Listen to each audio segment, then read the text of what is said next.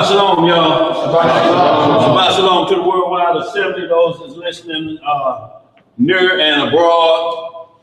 Y'all gonna get this lesson on today, but first we have to get our order of prayer down. Y'all know how we do it for any newcomers here. We face Jerusalem. As it mentioned in Daniel chapter 6, verse 10, 1 Kings 8, we are to turn toward holy Jerusalem, where near or far, wherever we may be on planet Earth. We just happen to be in the west, so we turn east. If we was in Russia, we turn south or north, or whichever position it may be. But we're not praying to any wailing wall, any rock, or facing the sun for its eastness. We're facing Jerusalem, which is in the east land.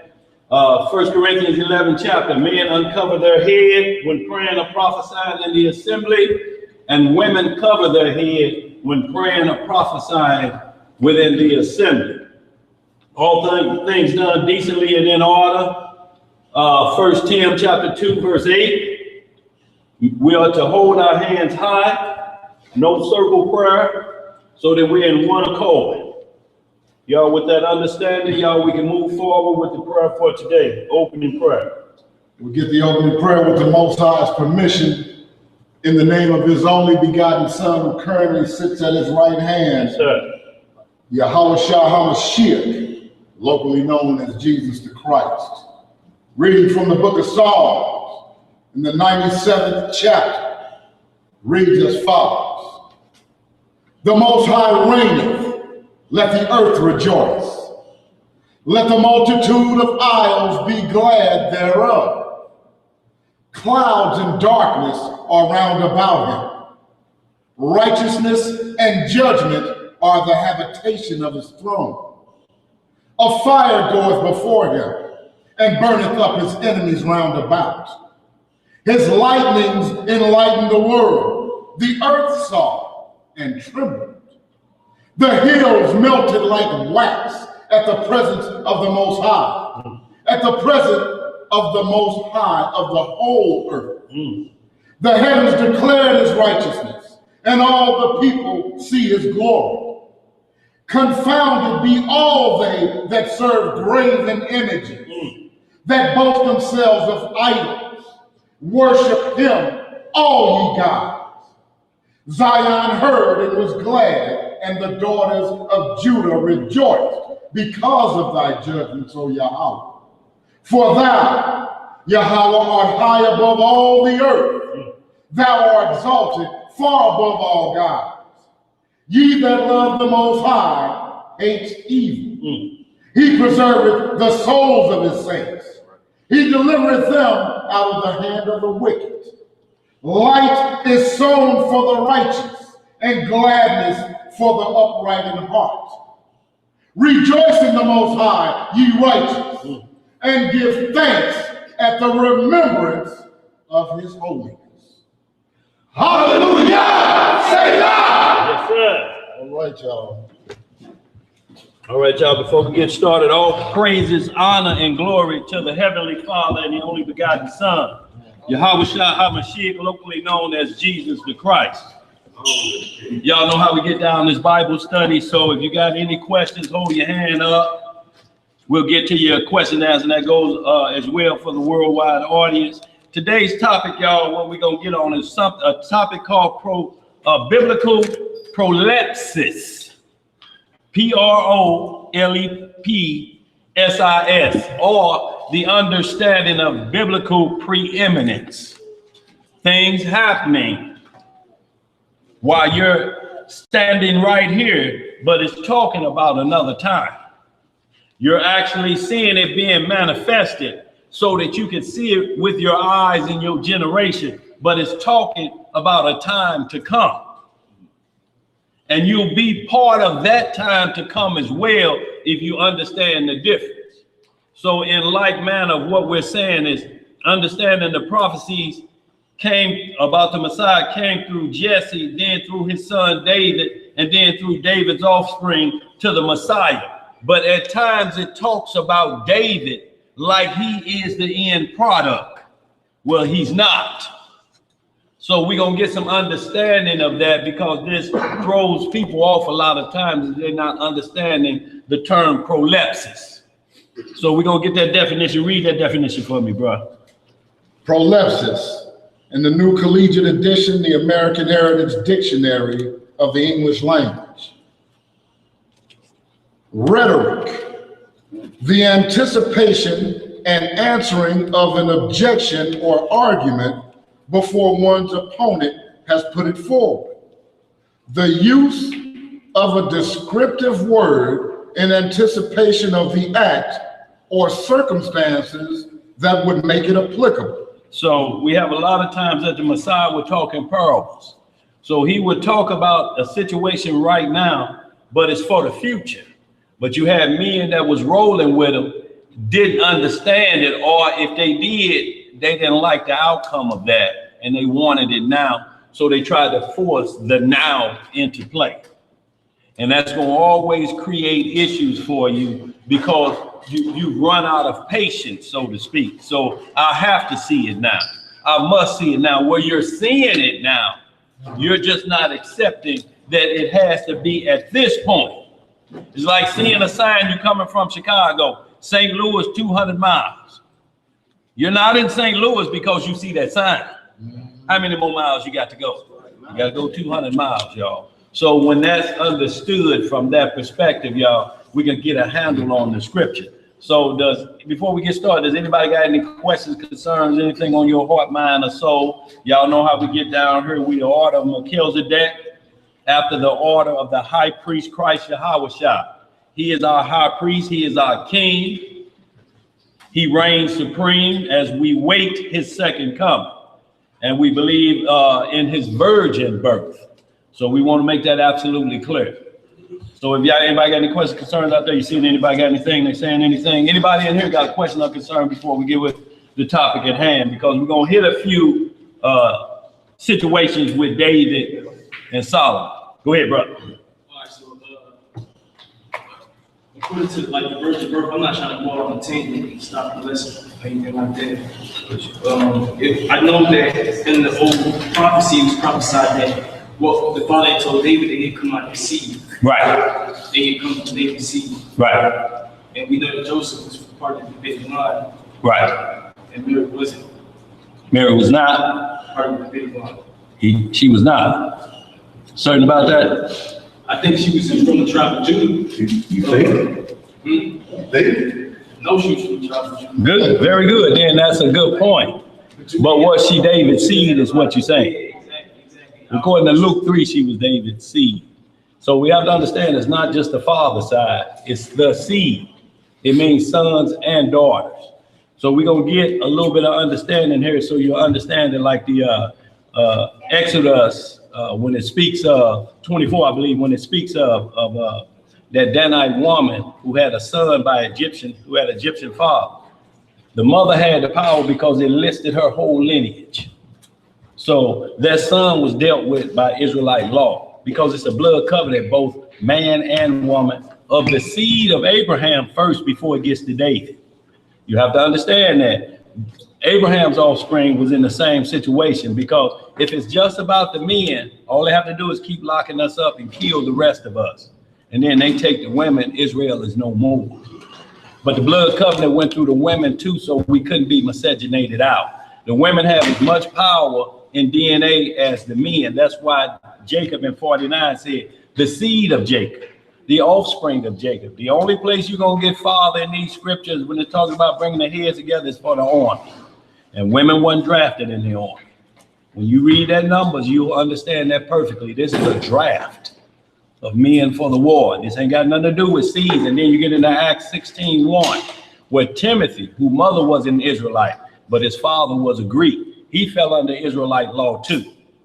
And then we're going to get into some 1 Kings 7, where it talks about Hiram Abiff, the one who supplied all the timber and the cunning work for the tent. It talks about his mother, who was an Israelite, but she was married to a king of Tyre. So what does that make that offspring? We got women talking about their lineage and its seed, like they didn't need no producer. And you don't get that in Israel a lot unless it wants to make a point. And the point it's making is that when the word seed, it never said son only. And then you get into some New Testament, some Proevangelion of James, get into the 10th chapter of that, and you see that Mary was from the house and the line of David. As well, it was a virgin birth. You have to understand, we're not talking about what you think the Catholics are talking about. They call the virgin birth the Immaculate Conception and put Mary in Christ's spot. Right. It's not Christ in the spot of the virgin birth like the scriptures read. They put Mary there. You say, how many Hail Marys? And you're what? Forgiven. That ain't in these scriptures about Mary having that power. That's the Immaculate Conception. That's not the virgin birth. So go ahead, bro. In Numbers, it said that they gathered themselves on the seventh day and declared their pedigrees after the families by the house of their fathers. Yeah. So they was able to determine what tribe they come from by who their father was. Right. So how can we say that Christ was from the tribe of Judah, by who his mother is?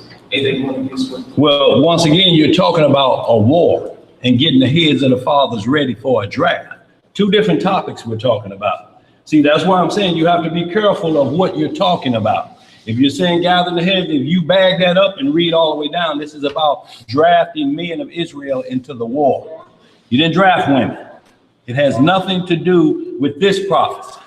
This prophecy, if it has to come by men, then we're already through. Because Joseph's line was cursed. Yechonin, the father of Joseph, grandfather on down the line, he was cursed and everything after him. There could never be nobody else out of his seed sit on the throne of David. So if Joseph is Christ's father, then how does he become king? Joseph was never king. He was never called the seed of Joseph. He would be called the seed of David. And if he's the seed of David, then David had to take Mary to bed if that was the case. Or it's just talking about his offspring that was come. Mary came out of Nathan, David's 8th son. That's his lineage down to Mary. And then you got the daughters of Zelophehad. That when Moses said, if a man have no sons and only daughters, Moses took it to the Lord. He said, do this. Both of them have to be of the same tribe. So Mary and Joseph of the house of David. That allowed them to get married, and that allowed Christ to come through her versus Joseph.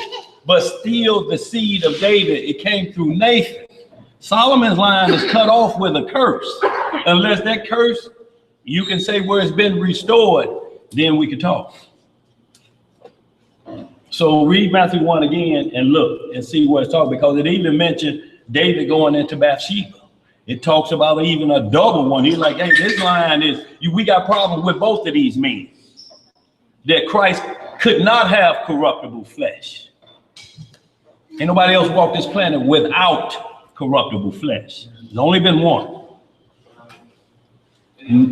Go ahead. My last question. So do you believe that other nations can enter into the congregation? Absolutely. I mean, there's not a scripture in here that says opposite, and you got so much you have to deal with. You got to deal with the strangers coming out of Egypt with us. You got a bunch of strangers coming out. You got my servant Cyrus, called my servant, the king of Cyrus the Persian. He's called my servant. You got Job. Is Job an Edomite or an Israelite? He was an Israelite. You sure about that? Are you absolutely sure about that? Who was his friends? His friends, he didn't have him. I mean, so he was living in the land of Edom. We know that. But it said that he was devout. They say he was living in the land of Uz. There's two Uz. There's one around Abraham's time, and then there's one later on down the line with Jacob now. 2 Ezra chapter 3 verse 36 says that it's no heathen that has kept his precepts. There's no what? There's no heathen that has kept his precepts. Well, there's no Israelites that kept his precept. The Messiah said, I ain't found an Israelite that keep my law like this Roman done. And when he said that, he looked around, didn't he? He said, since I've been here, since I've been talking this, I ain't found an Israelite yet with faith. And what I'm talking about, when faith has come. See, if you're in the order of Melchizedek, in the order of Aaron, and you don't understand Melchizedek, what I'm saying to you is going to be, it seems to be a contradiction. Do you understand what the order of Melchizedek is? And when it took place, when it took over the priesthood, it took over the priesthood when the veil was rent, and you could see behind the holies of holies, that contract was tore up. That tore that Levitical schoolmaster contract up. We no longer under Aaron. So whatever you do from this perspective, I'm listening for Melchizedek, priesthood. If I hear Aaron, I'm gonna let you know. So you saying that, so everything that was said in the Old Testament as far as other nations not keeping God's law, like I know King David said in Psalm 147 verse 19, that he showed his word unto Jacob, his statutes and judgments unto Israel. All of that's good. So any other nation. He has not gave them the covenant. Right. So back in, so during before Christ came, no other nation had the covenant. But when Christ came, now the covenant, since the veil was broken, now other nations can keep God's laws. They were keeping God's laws before then. Who was Abraham's servant Eleazar was a keeper of the law that Abraham thought that he was the promised son. He was a Syrian, right? So who was the law statute? Who was in charge when Sodom and Gomorrah was around? What were they incinerated for? No, I'm saying, what is that called? So what I'm saying is, if they were punished and incinerated before Mount Sinai, why? If they were not to keep God's laws. You're saying, so, okay. Good? What we all know that, I mean, that's I'm just saying, that's the point. Cain did what? What did Cain do to Abel? No, he didn't kill him. He did what? There's 100 ways to kill. He did what? He murdered him. He shed innocent blood. That's the difference between killing in war and manslaughter and vehicular homicide. There's a difference in that killing. There's a difference in Ecclesiastes 8. There's a time to kill. When is there a time to kill? When you bring God to doing wickedness. No, I'm saying, but for man, when is there a time for you to kill somebody? Huh? No, where will God ordain you to kill somebody? I'm talking about just in regular life. If somebody kicked your door in and you the wife and your children in there, what are you to do? If thou shalt not kill, what are you to do? Okay, so all I want you to understand the difference in murder. Cain murdered, and it said he would punish. He was punished for murder. The law ain't unto Mount Sinai. This before Mount Sinai. This before the flood. What law is being established? Is it not the same law that Cain had to follow, that Noah had to follow, that nations had to follow before Israelites? We don't want to get the laws of God mixed up with the promises of God. We're not saying the wild olive branch can't keep, but they're going to have to know the laws to be your servants. Or unless Israelites going to be your servants in the kingdom. I'm saying, what if nations are going to serve you in the kingdom? Will they have to know the laws? So how will they know if they're doing right in a kingdom to serve you? Well, they'll have to know the laws. Okay. In that sense, you're right. They're going to have to know the laws to be your servant. They're going to have to be, it says they're going to be your nurse and father and for your children. So you're gonna put your children in their hand, and you're telling them you're gonna put your children in the hands of a stranger that don't know the laws of God. They'll kill your children. It's like Eleazar. Once you understand the remnant of Edom, the remnant of these nations shall be your servants. The remnant of these nations, not all of them, just the remnants who accept us as the children of Israel, because the Messiah's final words was, go out and teach how many nations? How many? All. Or it's just all of Israel. Israel is one nation. So at two at the most, but he's saying all, go to every nation. Yeah, you teach the Jew first and then the Gentile. Honor, blessing, and glory to the Jew first and then the Gentile. We're not saying the wild olive branch is equal with us in the promised blessing. But if they do according to the law, the Most High say, I will bless them. What I look like punishing somebody to keep the law that y'all want?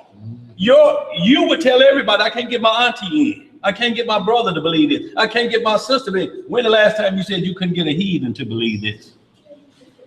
Who you can't get to believe this? So Christ said, so Paul offers was offered to the Gentiles. So no, Paul said I was first supposed to come to y'all, but y'all rejected me. Israel rejected me. So lo, I turned to the Gentiles. Paul was a former Pharisee before the road of Damascus. After the road of Damascus, he became apostle after the order of Melchizedek, Christ being the high priest. When you read in 1 Corinthians 12 chapter, the order, first apostles. So he said, he mentioned in his letters that he wrote to Galatia and Corinth and to Ephesus, and he mentioned the audience that he was writing to. He was writing to his family that was also under the cloud, that was beloved by God, that was ordained to be saints. So he explained his audience. So when he said that, was he referring to every other nation, or he only referring to those people as called Israel first, to the Jew first, and then the Gentile. Once you get that in your mind, or you got to keep Israel a separate section as Gentile. When do they become Israelite mindset together? Because the script tell them, if you're trying to lump both the natural branch and the wild olive branch together and say it's all Israel, well, when does the wild olive branch wake up after they find out that they Israel again? When do they become natural again? So you're saying that you can grab on one street to another street? No, that's not what I'm saying at all. I'm saying if you have children and your children's friend may happen to be a Chinese, if they come in your house, you instruct your children to instruct the stranger that's in your house. That don't mean you won't allow nobody of another nation not in your house, but you give the rules. So if you come back and another nation has taken over your house, then you begin to punish your child who knows the rules first. That's why Paul said in Romans 3:1-3, what then if there's no respecter of people in the end of Romans 2:29, then Paul have to explain himself in Romans 3:1-3. It says, then if there's no partiality with God, then what advantage have the Jew? That's what he's saying to you. Well, if God don't care about who serves him, then what advantage is it of the Jew? He said, much every way, because to them was given the oracle to teach the rest of the world. You just can't teach Israel alone. You have to teach the rest of the world. Uriah the Hittite was what? How close was Uriah the Hittite to David? Huh? He was his top what? Lieutenant general in his army, right? The top dog. And he killed him for his woman, which was an Israelite, well known in Israel. Joseph married Pharaoh's daughter, and Jacob blessed the children. Is that permissible under Israelite law? For a man to marry a woman of another nation? So why was he allowed to marry her and then have children that Jacob, his father, blessed? Moses, the lawgiver, marries Zipporah. Mm-hmm. So how was he able to do that? So my question is to you, when the prophet Hosea, could Paul be talking about the prophecy in Hosea? Because we know that Hosea had to go marry a harlot, right? Hosea was from the northern kingdom. Right, we understand that, yeah. So God had cast away the prophet Egypt. Yeah. Lower Haman. It was signified that God is not with those people. But at the end, it was saying what you're talking about before Hamashiach. See, that's why we're dealing with prolepsis right now. See, this is why this is a good subject today. You're dealing with a topic, you're talking about a topic, and the Messiah hadn't hit the earth yet, right?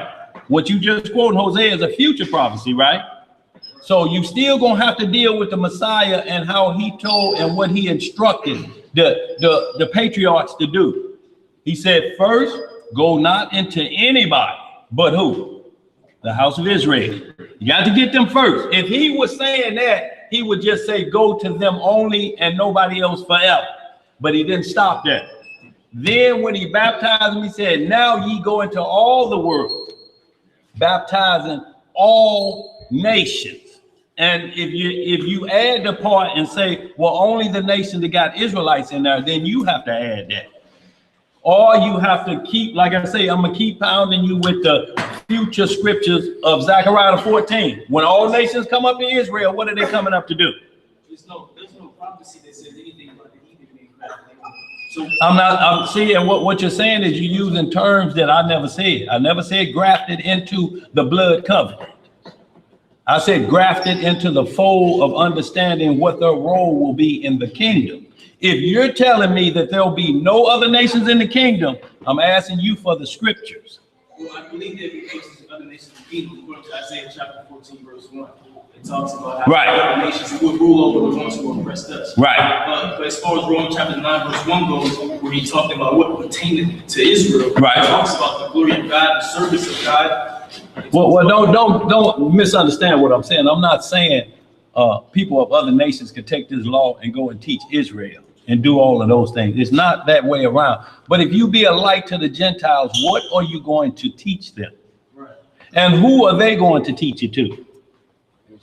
It's like Cornelius. They want to make him an Israelite, but you can't. It's impossible to make him an Israelite because first he bowed to Peter. He was a good report of all of them of the nation of the Jews. So if he's an Israelite, when is he going to wake up? He's a good report. Everybody talking about it, but the nigga don't know he an Israelite.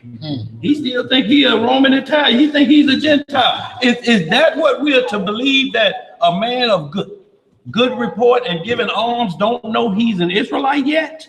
And sent to an Israelite to wake him up? Then if that's the case, we all in this room are in the same exact position of Israelites that can never become the natural branch. We would have to stay the wild olive branch. I'm speaking of Romans 11, bro. I agree. I agree with you. I do think other nations can make it, but they're going to have a different position than the Israelites. They will have no position of authority. None. If that makes it clear, no position of authority. No position of authority, but they will be there to serve you so that the prophecy will come to pass. What you hate you dealing with now in America, you'll get a chance to see that, but you can't see that if they ain't there. You can't make me that police that pulled you over when you was on your way to the concert at the Schaefer's Arena and they made you late and you missed the opening act. You can't make me him. You understand what I'm saying? I can't pay the penalty for that. So there has to be other nations for you to get that off, but it has to be perfect hatred. Psalm 139, 21, 22. It has to be perfect. And that means it cannot have any personal because of your wrongdoing. And you want to get them back because they caught me doing wrong. And I hate that police for catching me doing wrong. Damn, he knew I was going to pick up that £1/4. What's wrong with that police? Why he wouldn't let me get all the way home? A low down bastard. I'm killing you when we get to kingdom. That ain't perfect hatred. It's not perfect hatred. We'll get to this lesson, but it's going to answer a lot of the questions with that, bro. We just behind, way behind. We already in the 2 o'clock hour, so we got to get rolling. But this is going to answer some things for you as well, because we're going to see the closeness of other nations. Do you know Doeg, the Edomite, was protecting the priests? He the one saw David come in there and eat the showbread. And David said, I knew he was going to rat on me. Damn, I knew as soon as I saw that Edomite. He was protecting the priests. What is an Edomite doing protecting the priests? Let me ask you one better. Why are swine on the Ark of the Covenant, the boat of salvation? Why is a filthy swine on the ark? Huh? What is a filthy swine doing on the Ark of the Covenant? No, not the Ark of the Covenant. Noah's Ark. That's what I'm saying. I'm sorry, y'all. On Noah's Ark, what is a filthy swine doing crossing over into salvation? A filthy swine for what? Huh? It has a purpose. So if it's not according to the law to be eaten, it still has a purpose, right? So Gentiles, according to the law, they don't do that, but they still have a what? A purpose. So you can't look at it like that. All things were created for the good. Every creature. And we are creatures last time I looked, right? We are a creation of God. That makes us a creature. So every creature has its position. He don't waste anything. He don't waste evil spirits. The giants that were killed, they died, the flesh died, but the spirits crossed over. He still used them to torment men who commit evil acts. According to the book of Enoch, chapter 14 and 15, those evil spirits are what latch on to men, left over from the giants. He don't waste nothing. Ain't no need in wasting. What other purpose they gonna serve? those evil spirits. Their job is to attack men who have the scripture and turn the other way around. Go get it. That's what Peter was talking about when he said, we turn one over. And Paul, we turn one over to Satan. How do you do that? How do you turn one over to Satan? That means when his flesh is dominating, he want to do wrong. You can't tell him right after first, second ammunition. You have to turn him over because his flesh ain't going to let him hear you. You have to let him get his head bumped and beat down until he come back like the prodigal son, Luke 15. Then he say, I knew I was tripping. It's the only way. All Israel ain't of Israel. Like he told him, if you were Abraham's son, you would do what Abraham did. They said, we be of Abraham's son. We Abraham's children. The Messiah said, I knew Abraham before Abraham was born. Can any other nation be the children of God? No. They can be adopted into the law, statutes, and judgment and covenant because in Numbers 15:15, one law to the who? And that's Old Testament. And one to who else? It's for the same law. They can't be around you and don't know what you're doing. They'll cause your children to fail. So they have to be instructed of the law if they're around us. If they know the law, then it's well understood. And I agree with what you're saying. I think what you're doing, I think you're saying certain words that's throwing me off. Right. You said they could be an adoption, but Paul said that adoption only pertains to the Israelites. Well, the glory and the giving of the covenant. So if what we're talking about, they adopt the kingdom versus the lake of fire. It's a difference. I mean, it's just what your position will be. You're still saved. You're not dead. You're here. You're saved to serve, and they're good with it. All the nations are good with it. Zechariah 14. If the nation don't come up to Jerusalem to do what? To acknowledge that we're the children of Israel and who our king is, they get no what? No get no rain, right? So no rain, no crops. No rain, no Kool-Aid. So this is proving that the covenant is only given to the house of Judah. Absolutely. I'm 100% with you. I just want you to understand there's a difference in who controlling that covenant now. It's the Messiah after the order of Melchizedek. If you don't understand the priesthood of Melchizedek, that's why I kept telling you about Sodom and Gomorrah being incinerated. That was after the order of Melchizedek. Melchizedek reigned from Adam to Joseph coming out of Egypt. Then it switched, Jacob coming out, and then his children, it switched at Mount Sinai to the order of Aaron. And then when the Messiah took over and rent the veil, it switched back to Melchizedek. So you have to read everything from Genesis up to Mount Sinai to understand Melchizedek and his law, statutes. They same law, statutes, and judgment. Or God owed Sodom and Gomorrah an apology. I see what you're saying now. You're saying the stench of Sodom and Gomorrah reached heaven. I'm talking about where you walking somewhere, you know how you walk in some stores, like the store in Jamaica called Ricky's. Smell like dead bodies in there. You know, you like, wait a minute, this meat, y'all have been in stores like that, a meat store, and you smell, you like, either that's somebody dead or they refrigerator broke. You understand? I'm trying to just give it from it makes sense. Yeah, from that perspective, you know. So I think we got the same understanding. Yeah, we do. You're saying that under the rule of other nations can keep God's laws, but they don't have the same ear to throwing as They don't, not at all. Because they're in charge. When the wicked is in charge of the land, you know what the wicked is when every time we use Job 9:24, the world is in the hand of the wicked. You know what they're in charge of? All of the beasts on planet Earth. We have no power to control the seas or the land. Do you know we would kill all the animals if it was about sinning? We would know in our generation, we wouldn't know what a sheep or a goat was or a bullock. You know why? Because they'd be all sacrificed out. You would have to have a trunk load on the way down here for the sinning you was thinking about on the way down here. Yeah, bro, we're going there, we're listening to them, but hey, what we gonna do later on tonight? I need a bullock in the trunk for what I got on my mind. Look, I'm going over here, but they ain't felony sins. They just turtle doves. I got a whole cage full of them. And you smile right on, dog, you got our protection. Let's roll. And we see this flying in the air. Yeah! Yeah! So The wicked are those that do not keep God's law. So if they're in charge of the land, they're in charge of the sea. Do you understand? All the oil that go in the sea, all of the destruction, all of that is talking about they did not keep, because we gave it up. You have to understand, Adam gave it up. So what about the Edomites? Isn't the Edomites arch enemy of the children of Israel? Yes, they are. And would you allow Edomite to your congregation? Yes, sir. Yes. You know why? You explained Deuteronomy 23:17 to me. To not abhor in Edomite. You explain that. For he is thou what? It's right. Amalek destroyed the covenant. That's Amalek. We're going to get into some of that. We're going to get into some of that today. That's Amalek. That's all enough. What about the abolitionists? They helped us get to where we are today. Do we destroy them too? King David pushed 10,000 of the Edomites off the cliff. What about Doeg the Edomite in charge of the priests? They told on David. What he doing there? Way before tonight. Way before this congregation. What is he doing in that congregation? I'm asking you. Yeah, what is he doing in that congregation watching the priests? What is he doing that? Our holy man, and then told on David. What is he still doing there after that?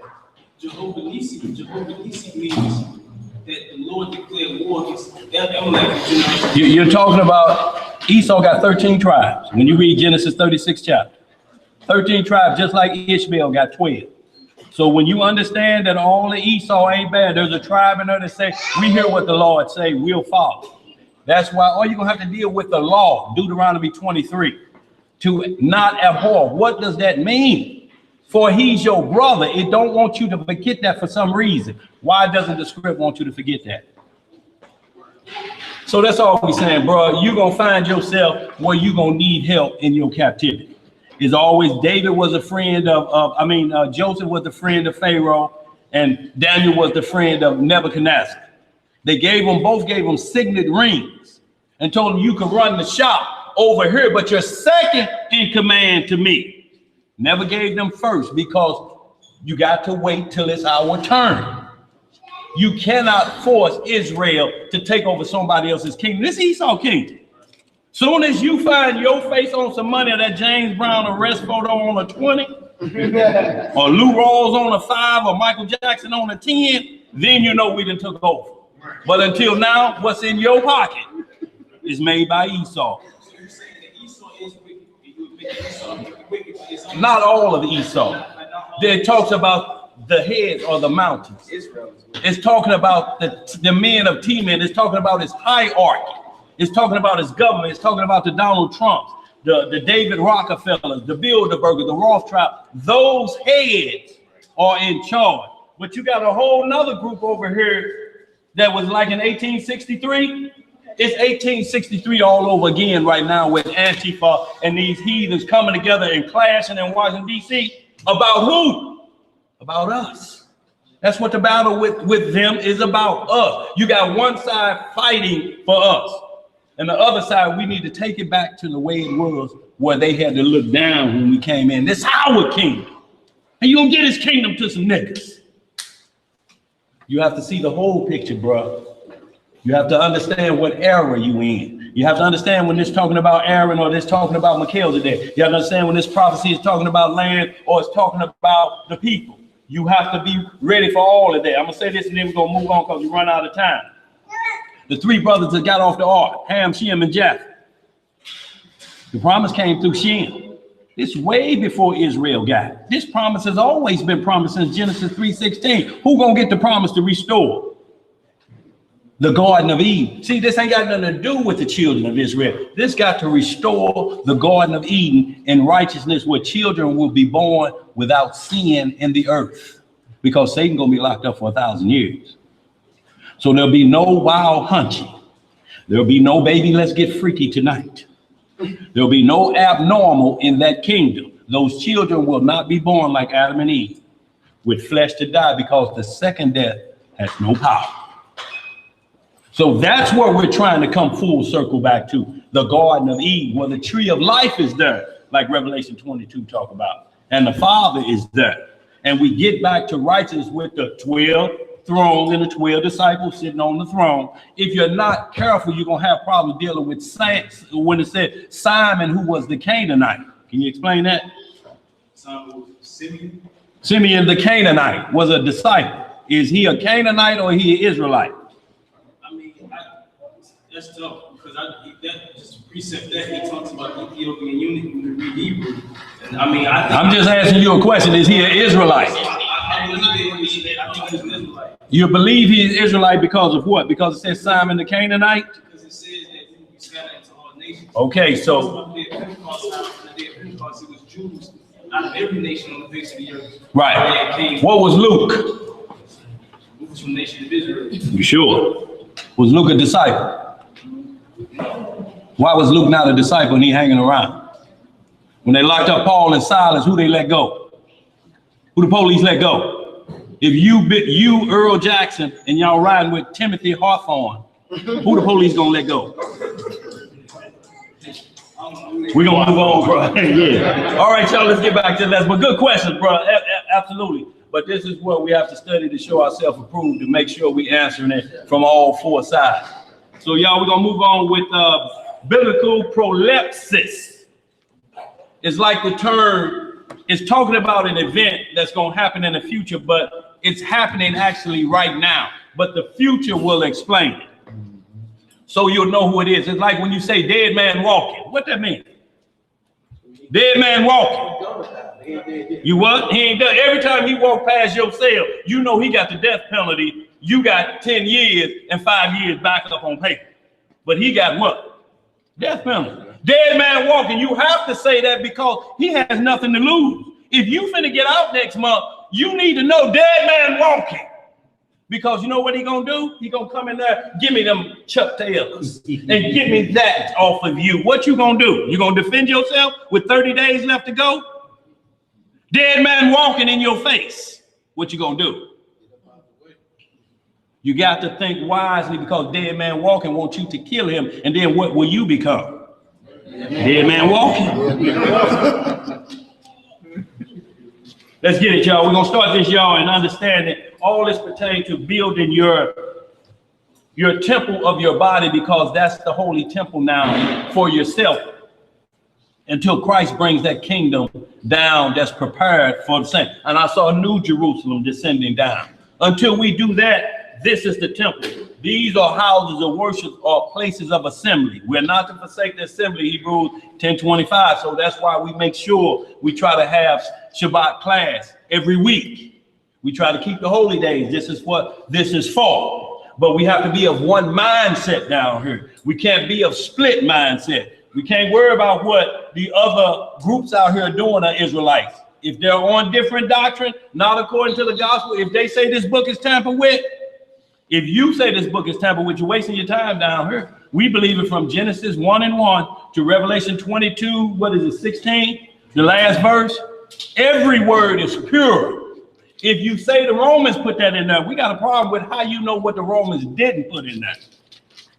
I mean, how is it possible to say this one I'm reading, I can guarantee you the Romans didn't touch that.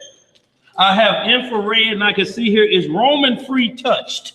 Nobody got that. It's either all or nothing. You got to push your chip to the center of the table. When you down with this, or you're going to have lack of faith. If anybody convinces you, what does holy mean? To be separate. Separate. What else it mean? Completely devoted to one's deity. If this is tampered with, it's impossible for that to happen. Anybody to say a Bible tampered with, you must, by your own consciousness, because you can't be judged of the conscience of another man. You have to scratch holy off of it. It can't be completely separated and devoted to one's deity with tamperings in it. The Bible is not tampered with, men's minds are tampered with. That's the only tampering that's happening. Everything else obey like it should. Everything obey except us. We the light of the world. Why you think we here? What we here for? Had our own government, own navy, own army, priests, lawyers, stores, businesses, clothing. We had the whole nine. So, and Ezekiel 16 say we were cast out for profaning his name. What letter in the alphabet got us thrown out of Jerusalem? If the J get us thrown out of here, that's why people say you can't say Jesus. Wasn't no J, and then it come to the 1400. What letter was it in Jerusalem that got us thrown out? What letter was it?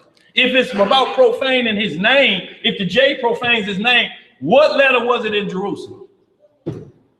Everybody know everything. Everybody, we all one nation, and we were thrown out for profaning his name. So then we get to understanding that his name means authority or character. We can't profane that. And how you profane that is to break the law and justify breaking it. You profane his name, and we'll do that before all other nations. How you gonna be a light to the Gentiles? You promoting darkness. The Gentiles can't see that light. They will never accept you. Let's get it, y'all. 2 Samuel chapter 7. And y'all, we just gonna run over some things to line this up so that we can see a couple different preceptors of prolepsis, which is meaning, and we're gonna get into like John the Baptist when they said he was Elijah, and we're gonna let John answer himself and see, was he Elijah reincarnated? All of this stuff, you know, when people get you to believe the Bible is tampered with, then they can add their own doctrine. Like Farrakhan say the Bible is tampered with so he can bring in the Quran. The Bible don't mention the Quran. It don't mention in Deuteronomy 18, no tribes, no 13 tribes, no tribes of Manasseh, whoever he said, who they say, Shabazz. That ain't in these scriptures. The Quran wasn't established till 625 AD, after the Messiah. All throughout this Bible, it says Abraham taught Ishmael the law, statutes, and judgments. He taught Ishmael that, and Isaac taught Esau the law, statutes, and judgments. Did he not? Did he not? Yeah, he loved Esau, right? No, I'm just asking you. I said he taught him the law. So if he knew right from wrong, and if he don't obey right and wrong, what happened to him? Why can't he say, you gave that to the Israelites? Why you punished for me? You didn't get that to me? Esau was profane because he sold his birthright for one morsel of meat. I'm talking about if his birthright don't mean nothing, the birthright is Israel, why is he being punished for it? He found a place of repentance. You're answering me, but you're still saying he's keeping the law. Because everything you're saying is what you do when you break the law. If he found no place for repentance, then he was trying to say, I'll do right now. And there was no place for him because in here, he didn't do it. He just got caught. It's like if you apologize to somebody, or you apologizing because you got caught, or you apologizing because I know I should do it because it's the right thing to do. Okay, I see what you're saying. Yeah, absolutely, brother. 2 Samuel chapter 7. And y'all, we're going to line this up, verse 1. And what we're lining up is the situation with David and Solomon and building of the kingdom, but all looking in the future to the Messiah. A lot of people get twisted up because they're still stuck in Aaron and ain't understanding this is talking about the future Melchizedek king, which David was part of. Already David was practicing Melchizedek even under the law of Aaron. Because David ate the showbread, right? Who was it only for? The priest. Why wasn't David punished for that? The priests were only supposed to do that. But David was also a priest and king. We have to understand David was also a prophet. That's what the Psalms are. He's prophesying a lot about the Messiah in the Melchizedek order, like he did in Psalm 110. The Lord has said to my Lord, either he's calling Solomon his Lord, which ain't been no such thing in Israel. That's why the Messiah, Revelation 5, say, I am the root and what? The offspring of David. I'm before David and I'm after. That's the way it is, and that's the way it's going to be. David ain't got nothing coming. David corrupted in the dirt. David going to be resurrected like we, if it don't happen, second coming don't happen before we die. Let's get it. 2 Samuel chapter 7. In the book of 2 Samuel, chapter 7, we'll start our reading at verse 1. Everybody there? And it reads, And it came to pass, when the king sat in his house, And the Most High had given him rest round about from all his enemies. That the king said unto Nathan the prophet, see now, I dwell in an house of cedar, but the ark of Yah dwelleth within curtains. So David is talking to Nathan the prophet as he's telling him, I got this crib right here, but the most sacred relic on planet Earth is behind curtains. The Ark of the Covenant is sitting behind curtains. Can't nobody see it really, but certain men can lay eyes on it. It needs a house. How can I have a house and it's behind curtains? It's like, you know, you let somebody come live with you and it's only the basement. They make a room out of what? Curtains. You get this section. Yeah, that's my room over there. If somebody just puts the curtain, hey, close the door. Oh, so in like manner, David looking at it from this perspective. So we get the understanding of wanting to build a house to house the Ark of the Covenant, by the way, which was covered in badger skin. The most holy relic covered in badger skin was on the creeping things on the list we can't eat. Why is it covering the Ark of the Covenant? Propels rain and everything else. Because we're not eating badger meat. We just using the skin. It's waterproof. It keeps the ark from anything, from electrifying everybody else. That's why the viper or a cobra can't bite through when a badger kills a cobra. That's why all of those type of things. And also Ezekiel 16, he shod us in badger skin sandals. You think about that. When he said, I dressed Israel, y'all was in the finest garment and badger skin sandals. So that's why we love gators and snakes and lizards, dangerous animal shoes, because the Most High dressed us that way. We're not to eat those shoes. We're just to wear them because they're better protected for our feet. If they get wet, the shoe don't tear up. Let's get it, y'all. Where we at? We're in the book of 2 Samuel, chapter 7 and verse 3. What it say? And Nathan said to the king, go, do all that is in thine heart. Do all that is what? In thine heart. For the Most High is with thee. And it came to pass that night that the word of the Most High came unto Nathan, saying, go and tell my servant David, thus saith the Most High, shalt thou build me an house for me to dwell in? Whereas I have not dwelt in any house since the time that I brought up the children of Israel out of Egypt, even to this day, but have walked in a tent and in a tabernacle.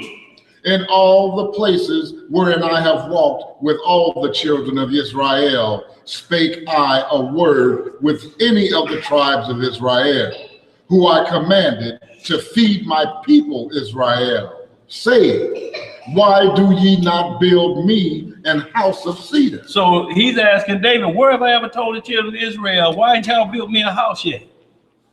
Why ain't y'all built me a house yet? So you have to be careful when you start calling places the house of the Lord. This is the house of the Lord. These are places of worship. That's it. I mean, if we had a sin checker at the door, these babies be the only one in here asking, when y'all coming in? We can't.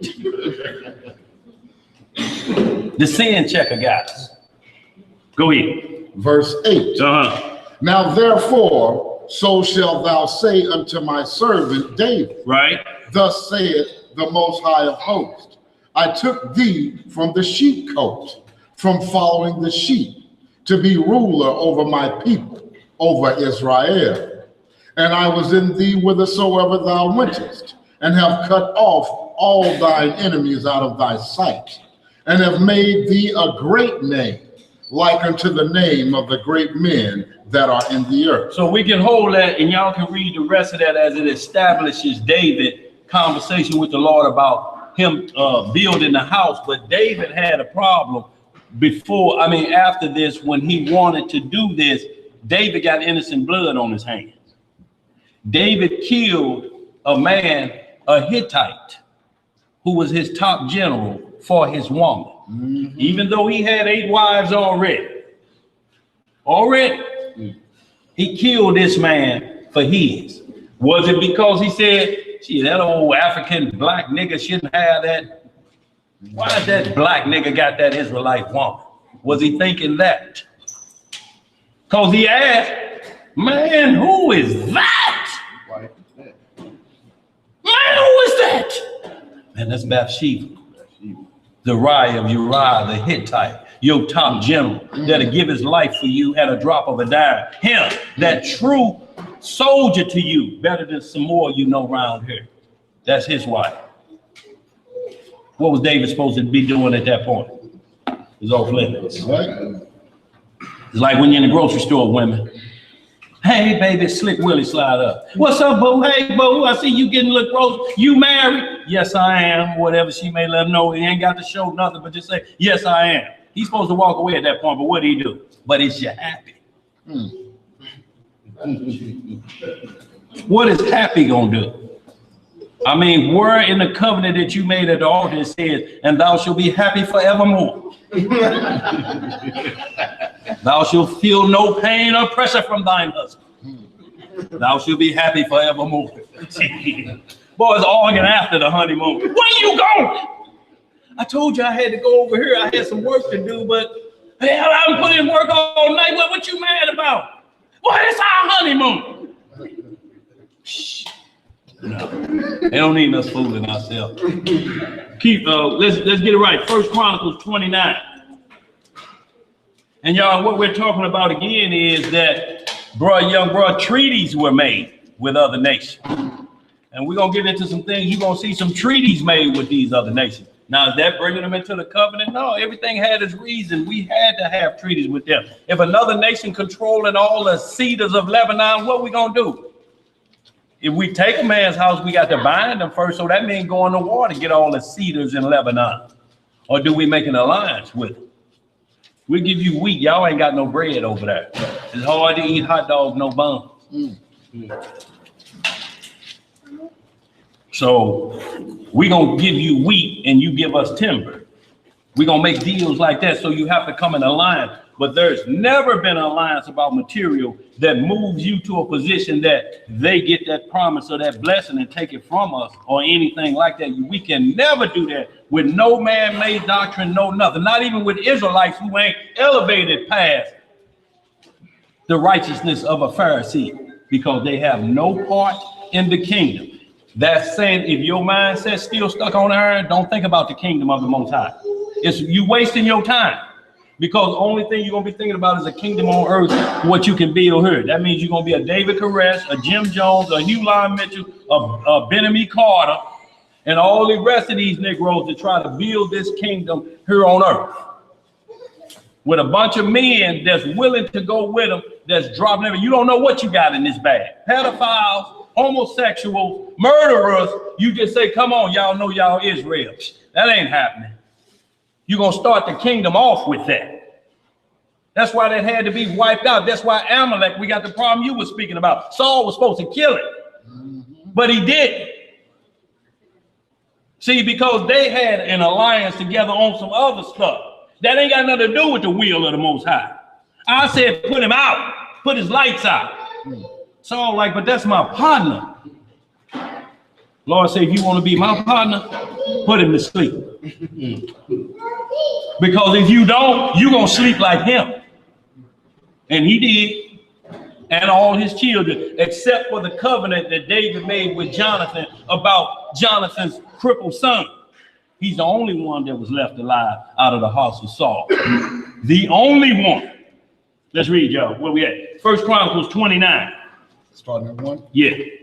And y'all, we just getting to a point setting this up. I want to show the prolepsis of David, an event happening so we can read about it and see it with our eyes, but he's pointing toward the chief high priest of the order of Melchizedek, getting everybody prepared for that in their lifetime because he knows, David knew he was going to die.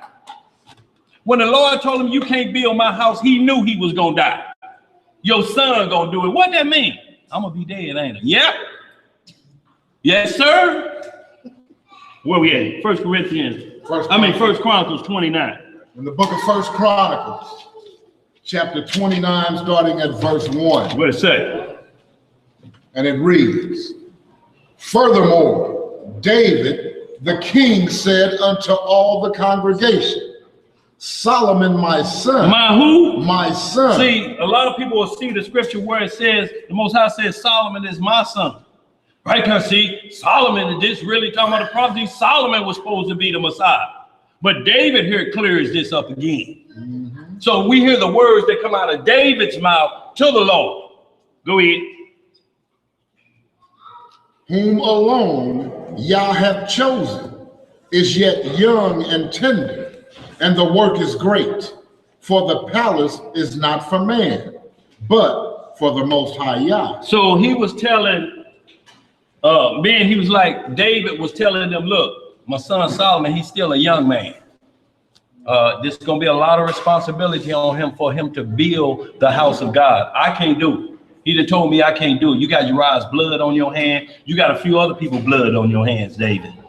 You done did a lot of wrong. So you can't build it. I don't want people thinking they have to kill somebody and do wrong to get into the kingdom.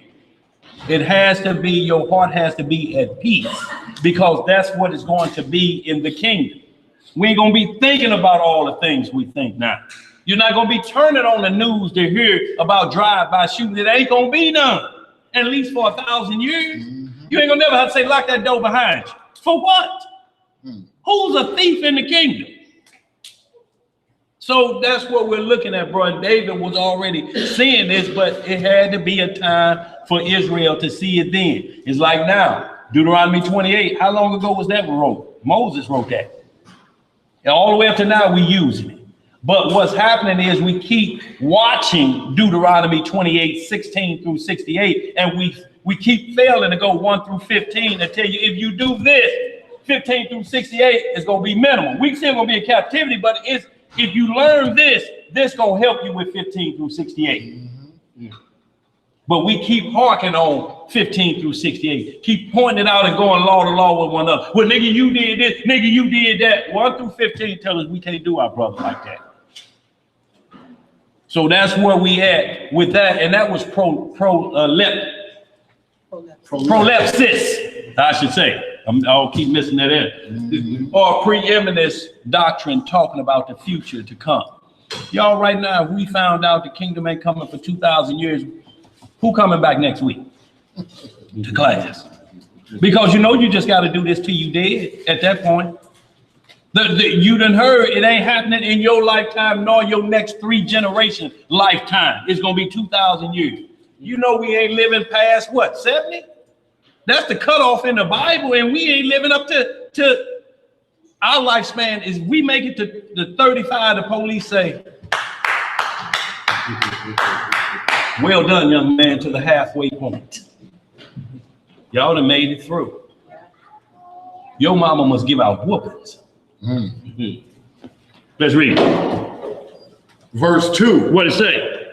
Now I have prepared with all my might for the house of my Elohim the gold for those things, the gold for things to be made of gold, and the silver for things of silver, right? And the brass for things of brass, the iron for things of iron, and wood for things of wood, onyx stones and stones to be set, glistering stones, and of diverse colors. So I want you to go ahead and read that last verse, but we're going to skip down for time's sake. Go ahead. Okay. And all manner of precious stones and marble stones in abundance. So go down to verse 10. Just skip down to verse 10. Y'all read all that for time's sake. Y'all, we're going to move on through this.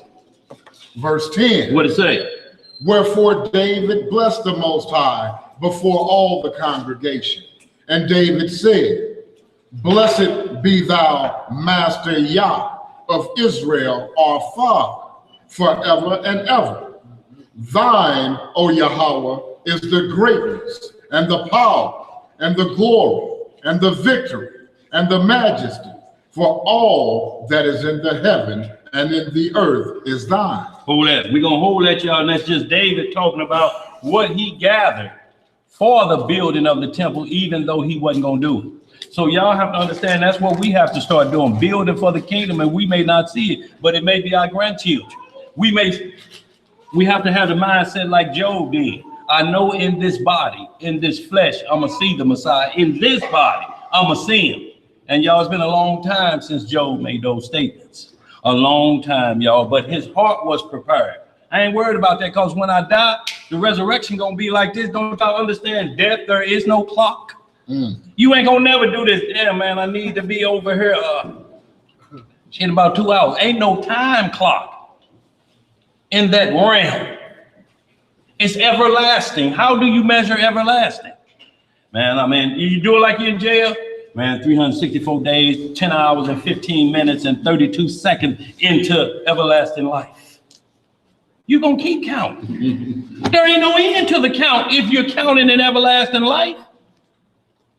Because, and everybody else got the same count. Because once you in, you in. Now, there may be those at the second death that make it through there. Those who are remaining dead and didn't make the first resurrection, now they'll have a different count from that time on. Let's read. You want some more of that? No, I want 1 Kings 5. There you go.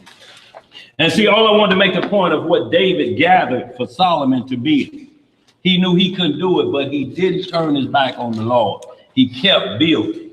So y'all, this is what we have to understand too. If something bad happened in your life, you can't give this up. You can't make an excuse for giving this up. Hell, you could have plotted giving up. Lord, no, if this truly about something that separated you from something else, the work shouldn't stop. It shouldn't stop. It should go full strength like it's going normally before anything ever happened. 1 Kings 5. Hell no. Start at verse 1. Y'all, we're just going to hit a few points on these, y'all. We're going to move on for time's sake. I want to kind of get through this because I got to get down to when the Messiah ends all of the second half of Prolepsis. And then I need to get into some things about John the Baptist, people calling him Elijah, and he didn't know it, y'all. It just tangles a whole lot of stuff up. It just makes a black widow web. And then some had the nerve to say, well, John didn't know what he was talking about. He going on. Wait a minute. John was baptized when he was in the womb of his mother, and the Messiah was in the womb of his mother. He baptized John the Baptist with fire. John was kicking in his mama's stomach when Mary came in there. She said, oh, he's out of this boy's. The mother of the Savior has entered my house, and the baby knows it. They was rapping in. What's up, John? What's up, big cuz? Because he's 6 months older than the Messiah. What's up, big cuz? John kicking. I'll see you. Where we at? 1 Kings 5 and 1. 5, Yeah. verse 1. And Hiram, king of Tyre, sent his servants unto Solomon, for he had heard that they had anointed him king in the room of his father.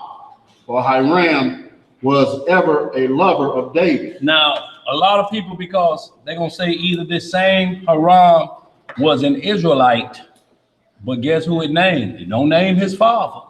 It names his mom. Just like in Exodus 24:10, just like in Acts 16:1. What is the mama being put out front for? Let's read. Verse 2. And Solomon sent to Hiram, saying, Thou knowest how that David my father could not build a house unto the name of the Lord his God, for the wars which were about him on every side, until the Lord put them under the soles of his feet.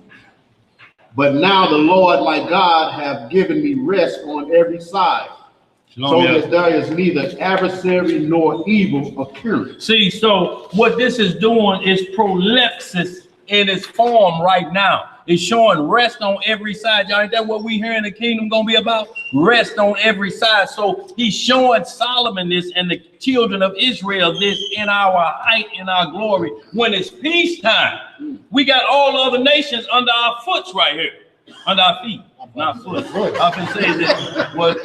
Well, 10 toes make 2 foots, no? Yeah, okay, but But y'all know what I'm saying. So it's showing us that right now with what's to come in the future. But this ain't it. This ain't gonna run its course because death is still on the table. I heard Solomon coughing yesterday. Ain't no coughing in the kingdom. Ain't no rubbing right now, right there, rub right there. Yeah, that's it. Oh, that hurt. That ain't in the kingdom. So this rest wasn't talking about that. It was just symbolizing the one to come. Let's read some more. Verse 5. What it say? And behold, I propose to build a house unto the name of the Lord my God, as the Lord spake unto David my father, saying, thy son, whom I will set upon thy throne in thy room, he shall build a house unto my name. See, and that's what Solomon's saying. The Lord said that to my father. I was going to build a house.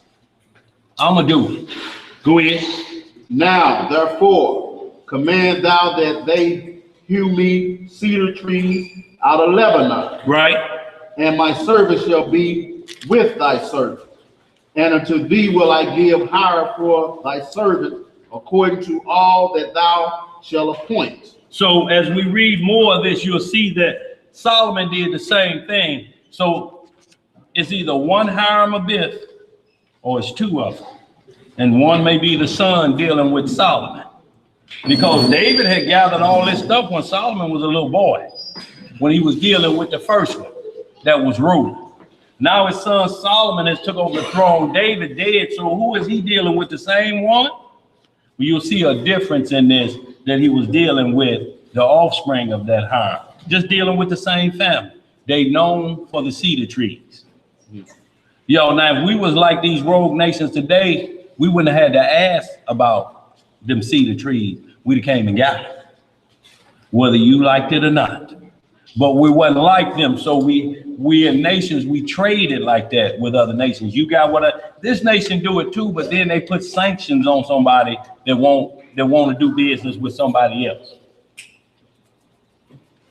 So this same nation is controlling all the wheat of the world. The whole world is fed by the wheat that comes out of Ohio and the corn. That's why they say the Ohio is the pivotal point of voting and all of that. They holding on to them crops, and crops feed the world. You ain't got no wheat, you ain't got no bread. North Korea can't get nothing. They don't get what we get when we go to the dentist. You have oral surgery, you get a bare aspirin over there. You ain't get some of them opioids we got now that have you just smiling and looking. I don't feel a thing. I'm up there. Now you get a bare aspirin to rub on your gums like a baby that's teeth. That's it. That's for surgery and everything else because you have sanctions put on you by those who rule in the world. Go ahead, brother. For thou knowest that there is not among us any that can skill to hew timber like unto the Sidonians. So it was nobody on earth, this other nation, knew how to hew timber like no other nation on earth. And this ain't Israel, is it? No. So we see there's other nations on earth that know how to get down with cutting trees. Esau was a man of the field. Y'all don't know nothing about hunting, not for real. Right now, if we saw somebody cutting a deer out in their backyard and skinning them and gutting them and getting them ready, we'd be like, oh, that's a dog. You work for the Chinese, don't you? Go ahead, bro. Where we at? So we at verse 7. Uh-huh. And it came to pass, when Hiram heard the words of Solomon, that he rejoiced greatly and said, blessed be the Lord this day, which hath given unto David a wise son over this great people. Now you hear what this man is saying? He's saying, blessed be our Lord who is giving David a son like this. See, this is how the other nations see the light of, they're the light of Gentiles, we're the light of Gentiles. They see this now. Man, your God show favor, man. He with y'all. Yes, I'll build for y'all. Y'all ain't got a problem. Y'all ain't got to worry about no timber. None. Go ahead, bro. And Hiram sent to Solomon, saying, I have considered the things which thou sentest to me for, and I will do all thy desire concerning timber of cedar and concerning timber of fir. My servants shall bring them down from Lebanon unto the sea, and I will convey them by the sea in floats unto the place that thou shalt appoint me, and will cause them to be discharged there. And thou shalt receive them, and thou shalt accomplish my desire in giving food for my household. So he's saying this the trade-off. I'll send y'all all the timber by floats. You know how you see all them logs on the river, Mississippi River, going down that way, a bunch of logs. You're like, I wonder where them going. Them on a mission to go to somebody. So in like manner, this was on a mission. He said, but you know, it's a trade-off. It's a trade-off. Fair exchange ain't never been no robbery, y'all. It's when it don't be fair exchange. That's when the robbery sneak in. Go ahead. Verse 10. So Hiram gave Solomon cedar trees and fir trees, according to all his desire. And Solomon gave Hiram 20,000 measures of wheat for food to his household, and 20 measures of pure oil. Thus gave Solomon to Hiram year by year. So you see how every year you make a deal with other nations, but this don't mean you're in affiliation with them. The agreement is about product. But it's about product because you have the light. We of other nations are willing to contribute to that light. Go ahead, bro. I was going to agree with what you said. I think it's a story about the harlot who had came and protected a couple Israelites when Rahab the harlot. Rahab the harlot. Right. So she made a covenant with a couple Israelites, but she wasn't allowed into the congregation. You know what I mean? But she had made a covenant and was given protection when the Israelites came to destroy it. Absolutely. But she ended up marrying David's granddad. Well, Ruth did, but Rahab on down the line, they say she fit in. I mean, some could say she kind of got in the line too, but we know for sure Ruth the Moabitess came on in to David's daddy, you know. Boaz, David's granddaddy. So we can see once again, but Rahab the harlot was protected, her and her whole household. She's even mentioned in Hebrews 11 chapter. See, so, but what she did is said, do the same thing like we did when it said in Egypt, put the red over your doorpost. She was told to hang a red string and the death angel gonna pass over you and your whole household. Now, you didn't turn me in, but if you don't put that string out there, I can't stop what's coming. Put that string out there. Obey all the way through. And she put that string out there and her house was safe.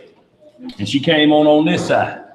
Go ahead. And see, that's the deal. Coming on this side, under this order. This order don't share with no other orders that's not down with the coming kingdom. If whatever you teaching ain't about this coming kingdom, you wasting your time. If it's about an earthly kingdom here on earth, a bunch of Negroes standing around behind a Home Depot fence, you crazy. Only way you're gonna get streets of gold in that is some broad Dugan number 3510, bright yellow, and paint some concrete, but that ain't it. Where we at? Verse 12. What it say? And the Lord gave Solomon wisdom, as he promised him. And there was peace between Hiram and Solomon, and they two made a league together. So they made a league together. Now, was it for him to come in and he get the covenant? Oh no, this is a trade-off. This is what we're doing. We're in a trade war like you see in Trump today. If y'all don't understand, everything that's going on now is a copycat of what we're seeing. You have to understand, where did they learn how to trade with other nations like that and come into affiliations like that? But they're not to the point that where you sleep in the same bed with the covenant part of this. All we doing is handling business. It's like now, if Esau was so bad, why do we choose him as a lawyer? If how you gonna go hire the wicked to protect you? Yeah, by the way, you wicked dog. See, I wasn't there at 10:30. You wicked dog. See, I'll tell the people I was there at 12:30. I got my bro right here, Lazarus, can vouch for me. You hear me, demon? You hearing me, demon? Are you getting this? Yeah, and how much you say my fee is? Take it off for the kingdom. Yeah, and I don't want to be charged. Where do you think that's going to take place at? What you got, brother? On that, so in Deuteronomy 28, we know that they has curses and blessings, right? Right. And one of the curses was that we shall serve our enemies in the land that we didn't know. And unfortunately, we are serving Esau. We have to Esau everything. So when we serve our enemies. Well, yeah, he's our enemy. We're not to forget that. But what we're talking about, you're talking about hierarchy. See, that's what I want you to understand. When you see these men, handling business, it's about hierarchy. Thank you, sister. It's about hierarchy. Y'all, we got about 10 minutes to go on this class. Y'all, I'm going to have to put this over here. Y'all see that? I'm going to have to put this over here. Y'all class ain't going to fit. The Negro disease will be on me inside of a half a script. Well, I'll be like this. Where we at, y'all? Right. Let's get this. Go ahead. Where we at, bro? Verse 13. What it say? And King Solomon raised a levy out of all Israel. And the levy was 30,000 men. Right. And he sent them to Lebanon, 10,000 a month by courses. A month they were in Lebanon, and 2 months at home. And Adoniram was over the Levites. So what it's showing is that he sent men there from Israel to control everything. Nobody else controlled the house. They ain't never been in Israel. No, they understand their roles like we understood our role. Joseph, as much as he did, Pharaoh told him, you can't rise above me. Daniel, all he did, I know God with you, but you can't rise above me, because he did what? He put me in charge of Egypt, not you. The God of our fathers put him in charge. That's what he said. Let's just hold off there. Y'all read the rest of that. Chapter 6, go right into that. And I just want to get to verse, let's get to about verse 7. Verse 7. And this is when you hear a lot that I talk about there was no hammers and nails or beating or sounding when the inner court was being built of the temple. There was no sounding that where somebody can be bragging that I did this part. Everything was hewn and cut to measure. So when they start building this, it was sliding like a puzzle. They were just pushing the nails in there, but it wasn't no bang, bang, bang, bang, bang. No, it wasn't none of that Pops Williams. It was silent. And they were just putting the pieces together. Now, the outer courts, there was a little bit noise and so on, but everything had to go perfectly and fit into place. So wouldn't nobody be talking about what I did, and then you wouldn't be saved. So the Most High had to be with these other nations for them to cut and measure those pieces of wood and timber that was needed. They had to fit perfectly. You couldn't have nobody that didn't understand what the Most High was, and this was driven by him to make sure that wood was cut perfectly. Or it'd have been talked about. The temple would have been talked about like you talk about the Leaning Tower of Pisa today. Leaning like this, and you kind of mock at it, and you have to walk in there like this. I mean, because it's leaning. No, the kingdom wasn't like that, and they said, and it was going to be built up on a mountain like this. How are we going to do that? It's sitting on a hill. How are we going to build it like that? Well, the skill was given to him. Go ahead, bro. All right, we in 1 Kings 6 chapter 7. What it say? And the house, when it was in building, was built of stone made ready before it was brought thither. Made of stone brought what? Ready before? Yes. See, y'all, and understand the temple that the Antichrist gonna build, y'all, they saying they can build it overnight. They saying they got the foundation of it already sitting on air shocks. And when they put them stones on that building, they're gonna shoot the foundation up like on hydraulics. And then they just gonna put the stones in place just like this. and build everything because it's a mirror image. It's to make you think it's the kingdom of the Most High being built. But that's just a house for the Antichrist. The kingdom comes from here. And I saw New Jerusalem descending down. So that temple they're going to build. But if men want to see a temple on earth right now, like this, they are going to join up with these groups because they want it that bad. Go ahead, read some more. So that there was neither hammer nor axe nor any tool of iron heard in the house while it was in building. Now, how y'all think? How do you build like that? Hey, Sister Joy, so Brother Mark, how do you build like that? How do you build? Put something together with no hammer and nail? Y'all, that means it had to be precise. Read some more.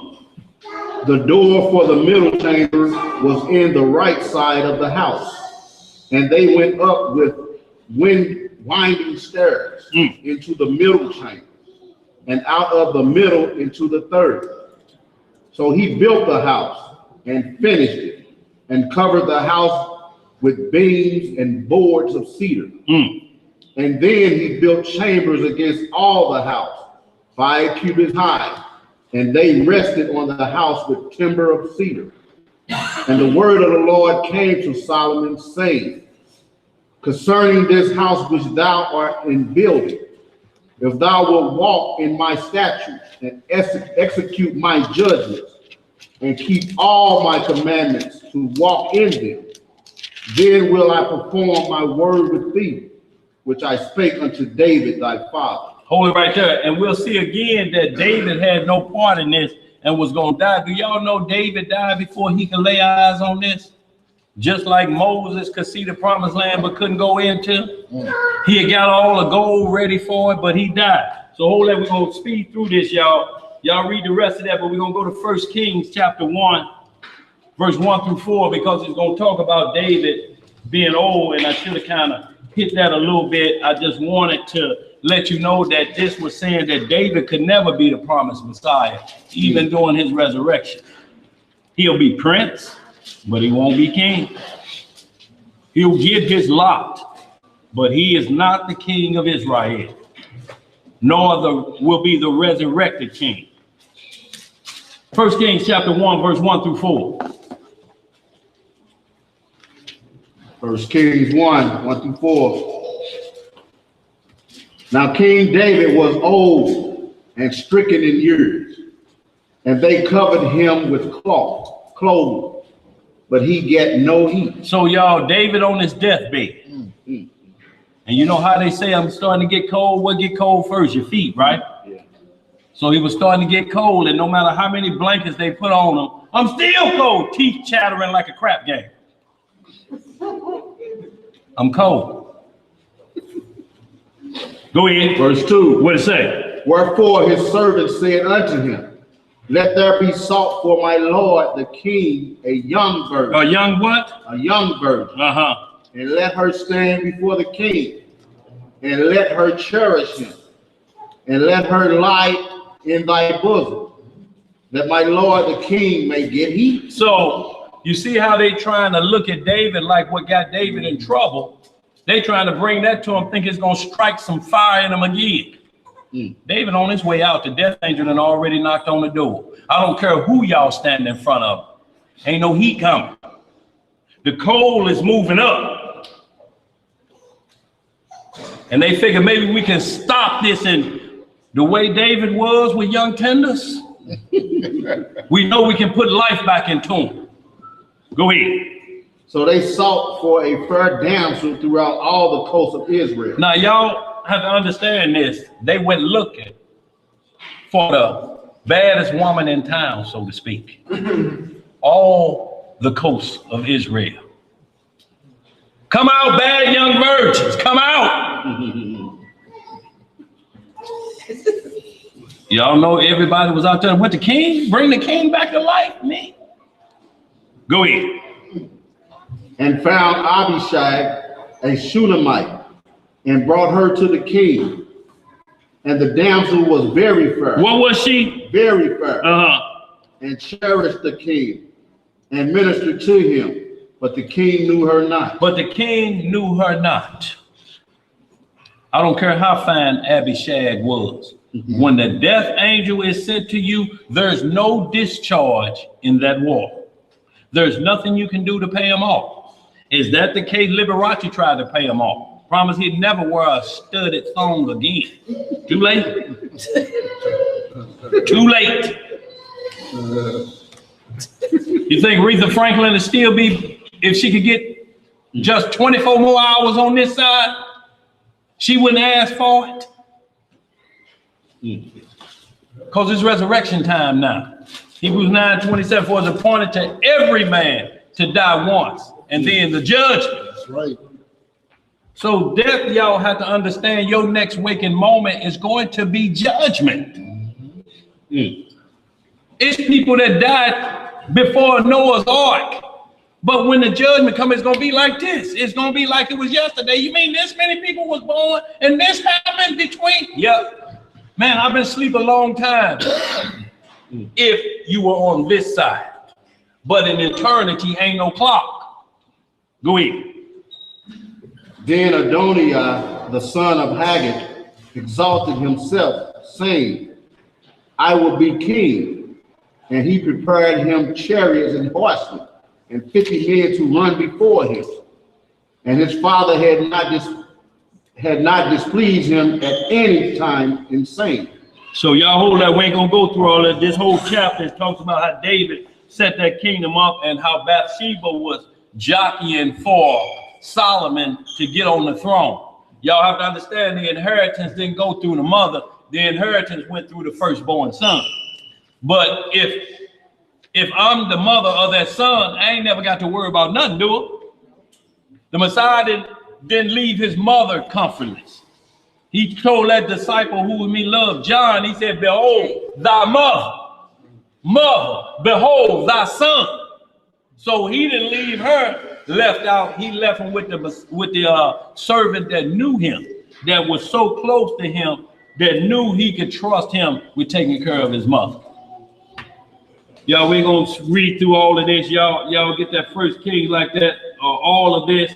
And this talks about when David and Solomon made a deal and they took over, and how Solomon was awarded to sit on the throne and to build the house.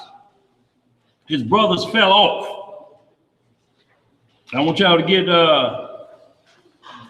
1 Kings 4. Y'all, we're going to move through this really quickly because we got them about 30 minutes. That's kingdom time, 30 minutes.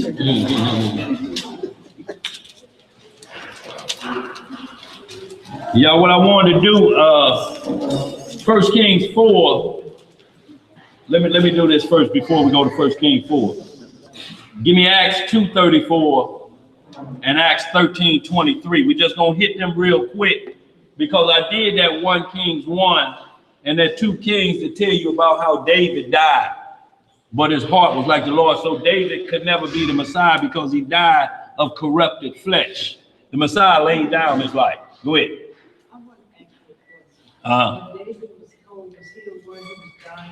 Yeah, he was on his deathbed at that time.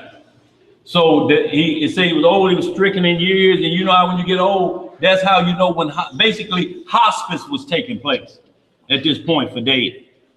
And they just didn't want David to die because you have to think, all of them say, well, if he died, then the kingdom is done, ain't it? All the prophecy said David. No, we gotta stop it. We gotta stop it. Go. Well, you know what he like? Hit the coast. There they go. And y'all have to understand, they hit all 4 corners of the coast of Israel, and one was sitting in the back seat of that chariot when they came back. Now you could think of all the jealousy back then, and all the young women back then, they chose her. Acts chapter 2:34. Just hit that for me. Y'all, so we'll understand David's position, that David was a representation of the Messiah, but he was not him. I tell you what, yeah, bag it up to 32. Hold on. Tell you what, start at 25.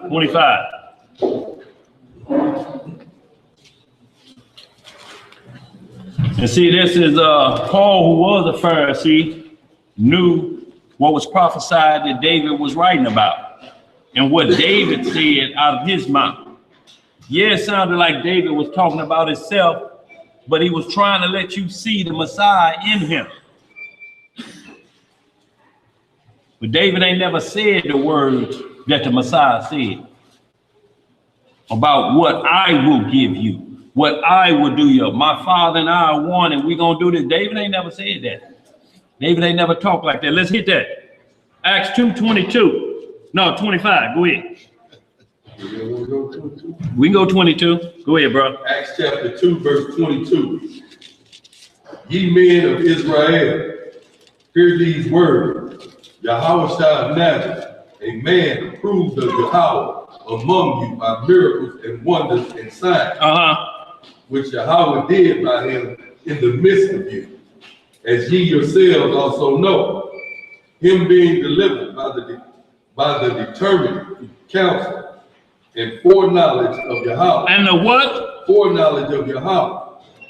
Ye have taken, and by wicked hands have crucified and slain, whom Yahweh has raised up, having loosed the pains of death, because it was not possible that he should be holden of it. Right. For David speaketh concerning him. See how it goes now into David. It was talking about the Messiah, saying death can hold him. He was above death. He was before death was created. Death was only created for transgression. We would have never died. Go ahead. For David speaketh concerning him, I foresaw the Lord always before my face, for he is on my right hand, and I should not be moved. Psalm 16:8. Go ahead. Therefore did my heart rejoice, and my tongue was glad. Moreover, also my flesh shall rest in hope. So David said, my flesh shall rest in hope. Messiah didn't say that. Go ahead. His flesh rests 3 days and 3 nights. Go ahead. Because thou wilt not leave my soul in hell, neither wilt thou suffer thine holy one to see corruption. To see what? Corruption. See, y'all, David said, I know you're not going to allow him to see corruption. If every man is born the same, it would be impossible for the Messiah's flesh to be corruptible, corruptible, I should say, if every man had to be born that way. Go ahead, brother. Doesn't it say it behooves him not to be taken on the manners of angels, but to be made like unto his brothers? Absolutely. I mean, he had to look like Israel. I mean, he had to be on the manner of that for the prophecy to be taking place. But when we talking about made, yeah, he did 9 months in the womb. Yeah, he came out looking like that. Yeah, his umbilical cord had to be tied. But all of that is not Hebrews 7:16. That's where your problem gonna run into, because after the order of Melchizedek, he's made this way. Have you checked out Hebrews 7:16? Yeah. So you're gonna have both these have to be explained. How does one supersede the other? Or one is like John the Baptist said, this one gonna decrease and this one have to increase, because this one say he's made after an everlasting covenant or commandment of everlasting. What is the covenant of everlasting? It's never breaking a law. That's the covenant of everlasting. He was designed to never break a law. He was already part of the whole plan when it was created. So his father had already gave him that glory before the world ever came. That's what he's talking about in John 17. Give me back the glory I had before the world was. He was second in command before planet Earth was ever thought about. If you don't look at it from that perspective, you're going to look at them like us. And then you will accept sin, or you will accept transgression for the Messiah, or somebody else could be him. I'm just talking about the reincarnation doctrine that they run. They use that scripture, but they never use Hebrews 7:16. It's going to be hard for you to explain that one. Because, go ahead. I think it's Ecclesiastes. In the beginning, King Solomon was saying that he was nursed, that he was fashioned to be flesh as moments, but not months of a man's seed. And And he was like, there's no king who had any other interests to this world. Every king has the same light on out. So, well, the first thing we had to get past, Joseph would have to be king for it to be him to pass it off to a son to be a king. so is Christ the king? If you believe from Joseph as his father, no, he can't be. But if we put him in the other line, if we do it like this, because who was Adam's daddy? He didn't have no daddy? You sure about that? I mean, so what was he created from? Who was his mother? He was created from dust. What kind of earth? Dust. What kind of dirt? Virgin dirt? One virgin dirt? I'm not sure. Okay, well, we're talking about the world was being created. Dirt, fresh dirt. Ain't never had, unless you understand Jeremiah 4:23 and 2 Peter 3, then this earth was refreshed because this flood, Noah's flood was the second flood. Genesis 1:1 was the first flood. Have to get Jeremiah 4:23, 2 Peter 3:8. You understand what I'm saying? So once you see it from that perspective, then you know this earth was washed when Adam took charge. It was virgin earth, it was clean. When it passed it's right back to being restored again. His mother was virgin earth, and that's who it goes back to virgin earth. So same way the father was Christ's father, the same way put in a virgin. The same way, because the father walked Eve down the aisle, then he brought her unto the man. There was a marriage ceremony in the Garden of Eden. And so I was there. All the angels was there. Lucifer was there too, witnessing the first marriage on planet Earth. Fell off. Spiritual adultery jumped right in there. Satan hollered, "Hey, boo, you happy?" No, the reason why I bring that up is because of the virgin birth. And I know King Solomon, the scriptures said that King Solomon was given wisdom to know like all things about the operation of the elements, about the turning of the sun and all that, about the midst of times and the times of the beginning of times. And so reading all this, he said that there's no king who came into this earth but besides a man's seed. And if Christ is the king, and Christ came through a man's seed. Well, apparently Solomon said a lot of things, but that don't necessarily make you think he's talking about the kings after men. That's what Solomon talked about, the kings after men. Because what you're doing is you're putting the Messiah after, you're putting him born. You're not talking about his beginning.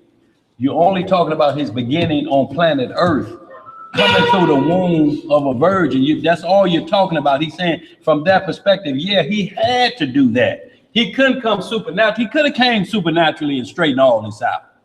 But he had to come so he show you it's possible to walk this walk. We just got to learn how to love our brother. Once we do that, this walk is easy because that's what he did.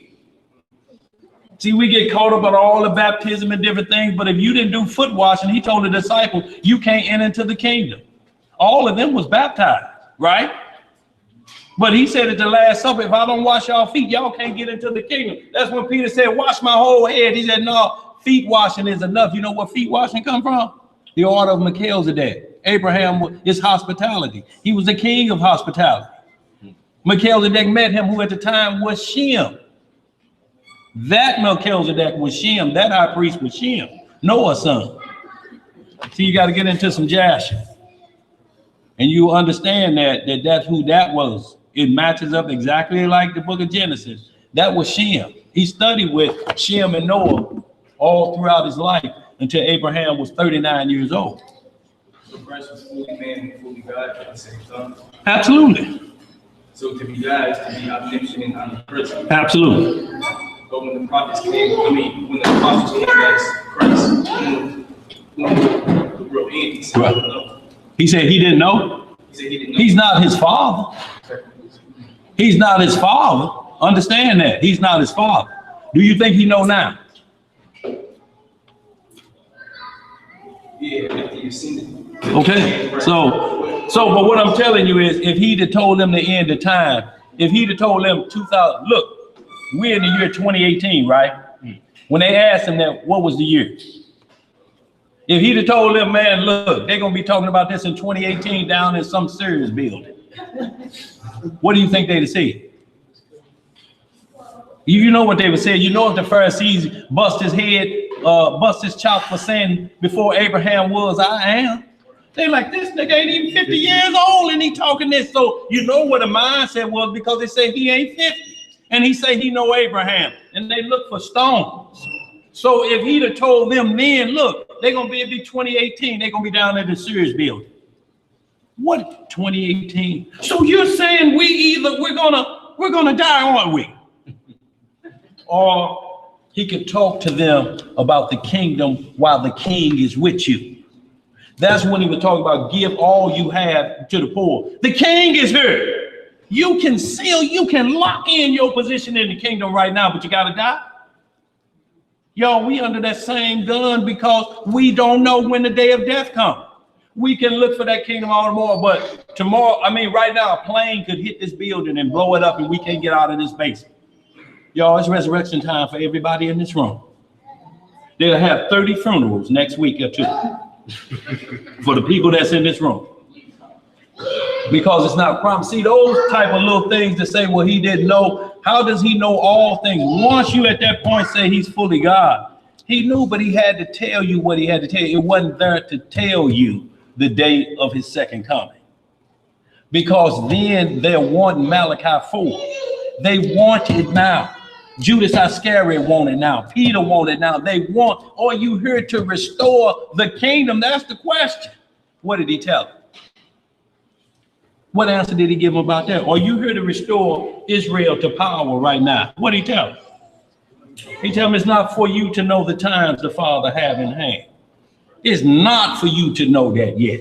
Yo, it's not for us to dwell on it. That's why all these false prophets keep coming up talking about the day. You know, the earth was, the world was supposed to be destroyed. What was that, April the what? August the what? A few days ago. August the 3rd, it was supposed to be destroyed. And continually on, because this is what men want to do. Say the end of the world is coming. Yeah, we should say that.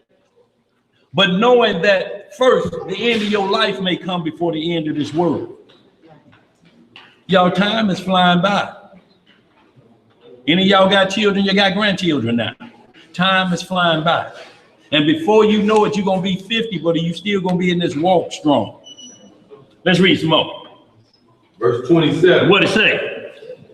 Because thou wilt not leave my soul in hell, neither wilt thou suffer thine Holy One to see corruption. Now, if no other king saw corruption on this earth, then this has to be explained.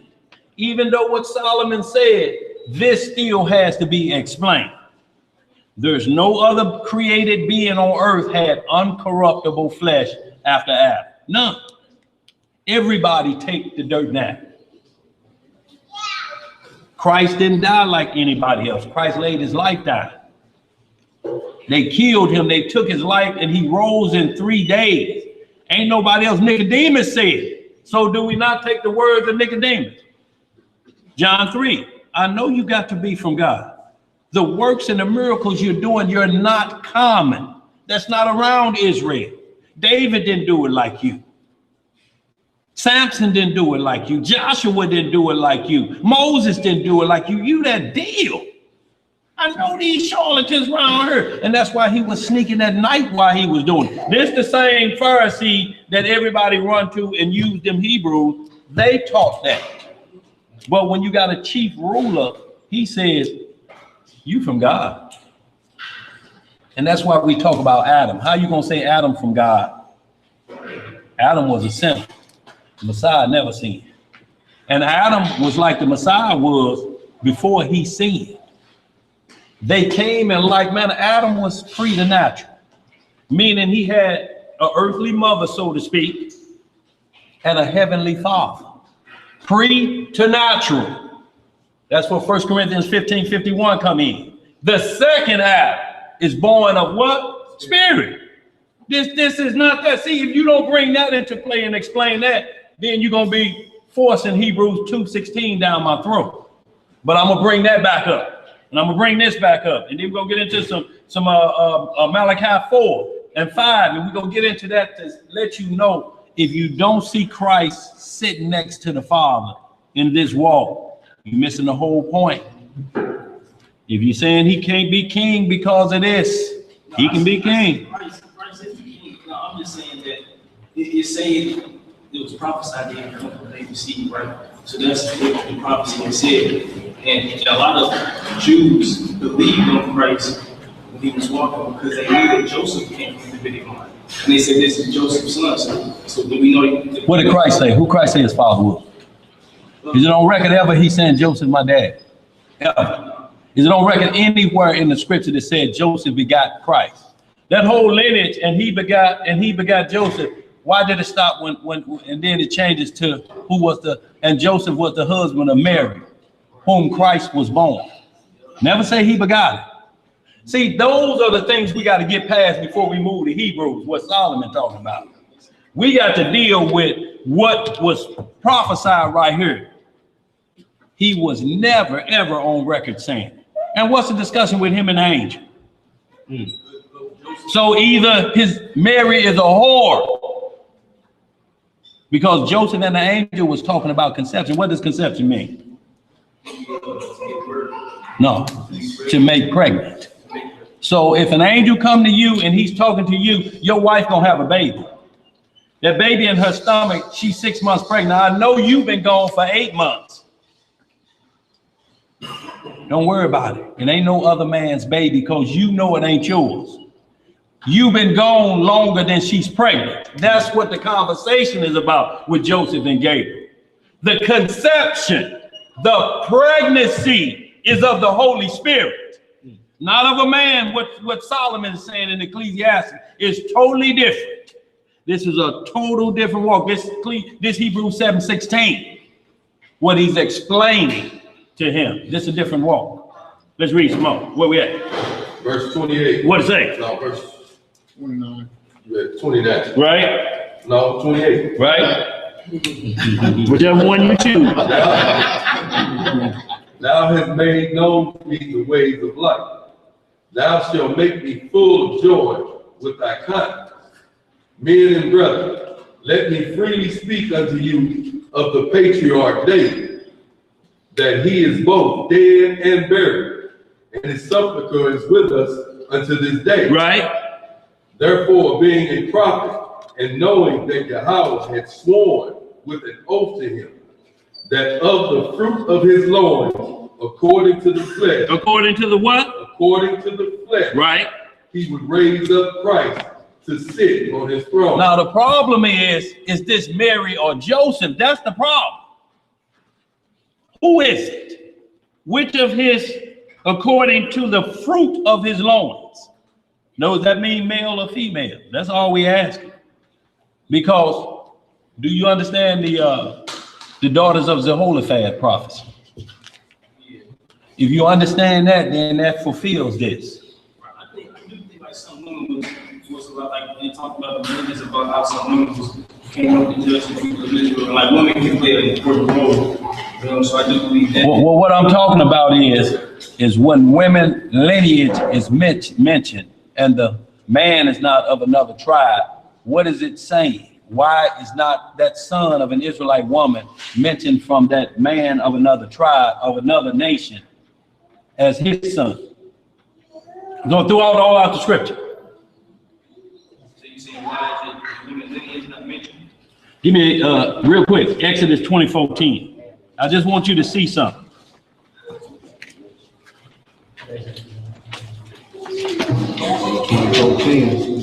And we holding this axe now, right? Hold on. Let me make sure. Maybe, hold on. No, let me get, is it Leviticus 24? Maybe it's Leviticus 24. Hold on.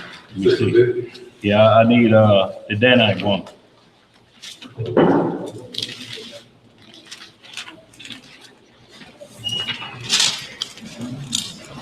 Yeah. Sorry, y'all. Leviticus 20:14. Read that for me real quick, y'all. So, and then we're talking about Genesis 3:16.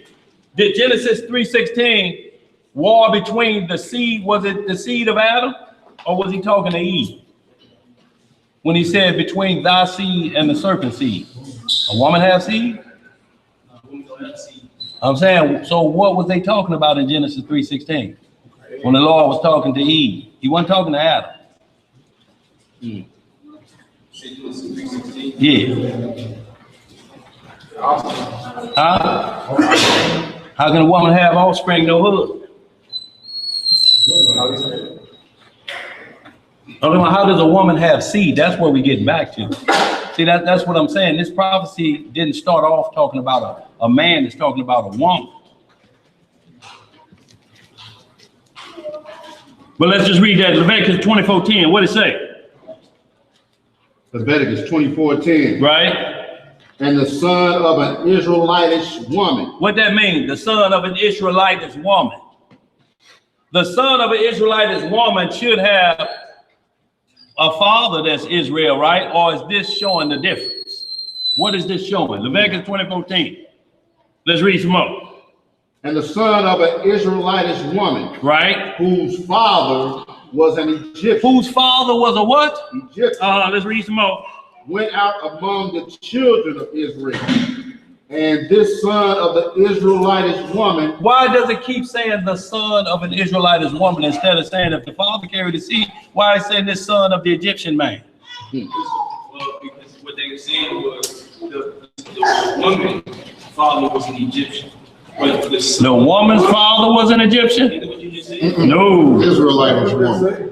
Say it again. Read that again. Read again. I'm gonna start it over.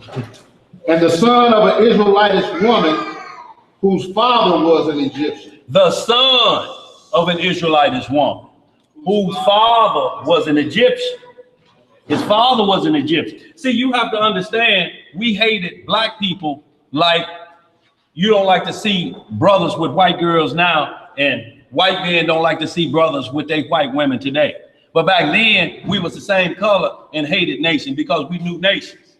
Women hated women who was seen with an Egyptian man. Look at her with that old black ass Hamite. Can't stand her. Do we have a covenant with the Egyptians so it's different from the We know who we were told we can make alliance with. It told us like Exodus 23:32, Deuteronomy 25:17, and Exodus 17:14 gives us a list. This who you can make deals with. This who you can border with. But them of Canaan, stay away from them, right? No good. Y'all can't, I don't want y'all nowhere near that. But think about this. He don't want you near the people of the land that you got to inherit. How does that work? How do you be in the land? Because Abraham was in Canaan. And he told Isaac, don't take no woman of the Canaanites. Isaac told Ishmael, Isaac told Jacob and Esau, don't take no woman of the Canaanites. He told Esau that. Esau did it anyways. So you guys believe that so a woman could be an Israelite woman, they could come to another nation that we have an agreement with, and they also be considered Israelites Because of the mother. because of the mother. I'm talking about what other nation you ain't seen that in. I'm just asking what other nation you ain't seen it in. I'm just saying this nation, when Sally Heming had all them babies by George Washington, is them his children? Thomas Jefferson, I'm sorry, is them his children? What does Thomas Jefferson write in the document? 1/5 of that blood is all them. Don't mate with them. They're gonna miscegenate us out. They got the lock on the DNA. That's the promise they've been given. We can't be wiped out. Miscegenation will wipe us out according to the way you're teaching it. All they have to do, I'm gonna ask you, what stopped them from killing us all now? Just kill every brother in the penitentiary and kill us all out here. They've been trying to kill us forever, but they ain't never succeeded. How is they doing it? And how will the women still have babies? See, what you don't know, your great grandfather probably a white man. You think so? How you know? Where your great grandfather buried at? Where he buried at? Where your great granddaddy buried at? See, that's what I'm talking about. You don't know. You know where he may be buried at? He may be on Monticello Plantation. Buried in the back with the white men. Is that possible? Look, the only reason you got your skin color is because he married a woman dark as you. See, these are questions gonna be asked to you, young bro. They're gonna always be asked. Once you say, oh man, The Spirit bears witness, he say that we are the children of God. So we're supposed to be. well, that's because we fit in the prophecies. That's the only reason. And the prophecies say they're gonna rape our women, didn't it? That's what the prophets say. They should take your wives. They took our wives in Egypt. The man that Moses killed took an Israelite woman from her man, just like the movie, what's the movie with the Butler? The same way. There was a Hamite man. That was a black man that took an Israelite woman and raped her. That's where Moses killed him. And she went back and the man ran off. He wouldn't go, he wouldn't help her. He wouldn't kill that white man. I mean, that black man for raping his wife. The same way today. You have to understand everything that's happening white, the way you feel about them, the devil. If you don't mention Ham as the devil the same way, you cheat. Because they did us worse. Because this nation learned from that nation on how to treat us. The scripture say that the Moabite and the Edomite should not enter into the covenant. Until what generation? To the 10th generation. So when is the 10th generation? How many generations we have been through since then? It's 14 generations from David, from Abraham to David. 14 generations from David to the Messiah. For 10 generations, we through with that. Are we? Are we? Say even into the 10th generation. Oh, I'm just asking you. I'm just asking you. Are we through with that? I'm just asking you, when you been counting them generations? At least all. See, that's what I'm saying. Okay, let's move on, bro. We got to roll. We understand what you're saying, though, bro. Go ahead. Where we at? Let's finish this up. Did we finish that? Date? Yeah. Back to Acts 2. No, we didn't finish this Leviticus. I need that. I need you to finish that. Go ahead, because it's going to list her tribe. All right. And the son of an Israelitish woman, whose father was an Egyptian, went out among the children of Israel. And this son of the Israelitish woman and a man of Israel strolled together in the camp. And the Israelitish woman's son blasphemed the name of the Lord and cursed. And they brought him unto Moses. See, why does it keep saying the Israelitish woman and not talking about his daddy? That's what I'm asking. Why do they keep talking about the woman and not? It's the same way Mary is talked about and Joseph is not in the picture because it's somebody else. Go ahead, read some more. And his mother's name was Shelomith, the daughter of Debri, of the tribe of Dan. Of the tribe of Dan. Now hit me Acts 16:1. We're gonna move on.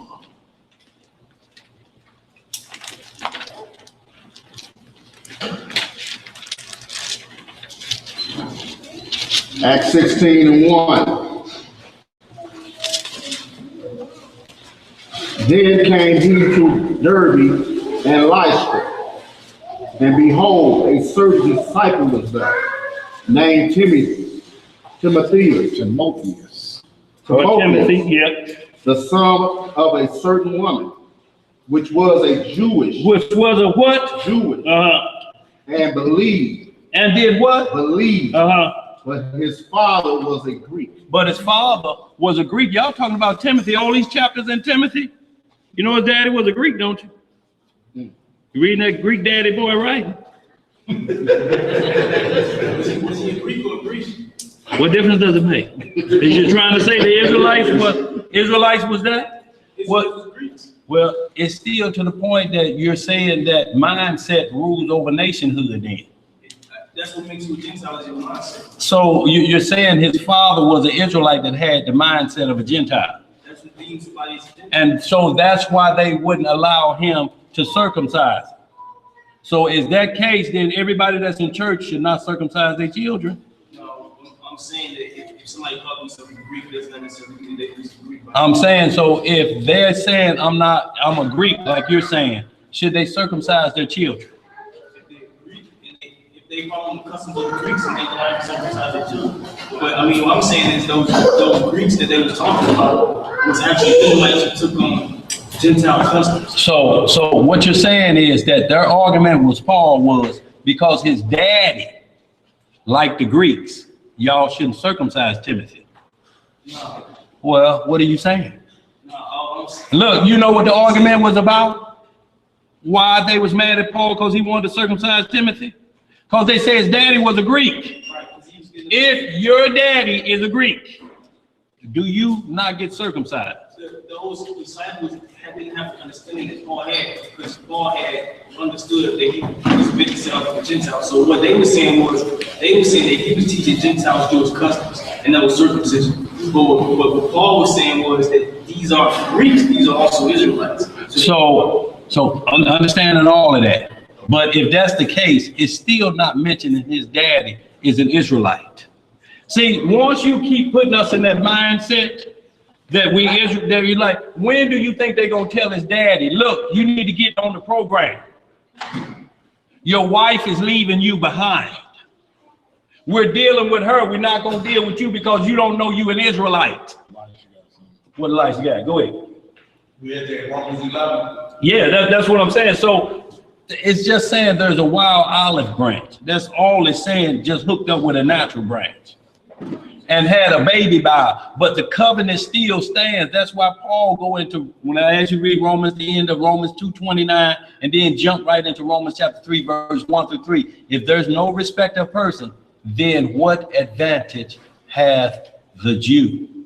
The end of Romans chapter 11 says, so that all Israel shall be saved. So that all Israel should be saved. Is it the remnant of Israel? Because the prophecy say the remnant of Israel should be saved. You still got 2/3 you dealing with. Is them 2/3 gonna be saved at the end? Yeah, so when it was I'm asking, is the 2/3 gonna be saved at the end? Yeah. I mean, you teach 2/3 gonna die, don't you? The 2/3, the scripture says. So who are the all? It's talking about those who accept God's word. Absolutely. Right, and so when it talks about the grafting in process in Romans chapter 11, in the conclusion of the whole chapter, it says so that all Israel shall be saved. So what that's pointing towards is that those Gentiles that were mentioned are actually Israelites who took on Gentile customs. So when do they change from the natural branch, from the wild olive branch, back to the natural? When they get grafted in, because the prophecy was. Okay, I'm saying it don't say that though. Sure, that was a prophecy in the Old Testament. It don't say that in Romans 11. The grafting in process. It don't say nothing about the wild olive branch being grafted back in. It says when those Israelites that fell off, how much more when they come back? He's talking to the wild olive branch and he's telling them about the Israelites that fell off. When they come back up, how much more their recovery, so to speak, or their righteousness back into the fold. He's talking to a wild olive branch, talking about the Israelites that fell off.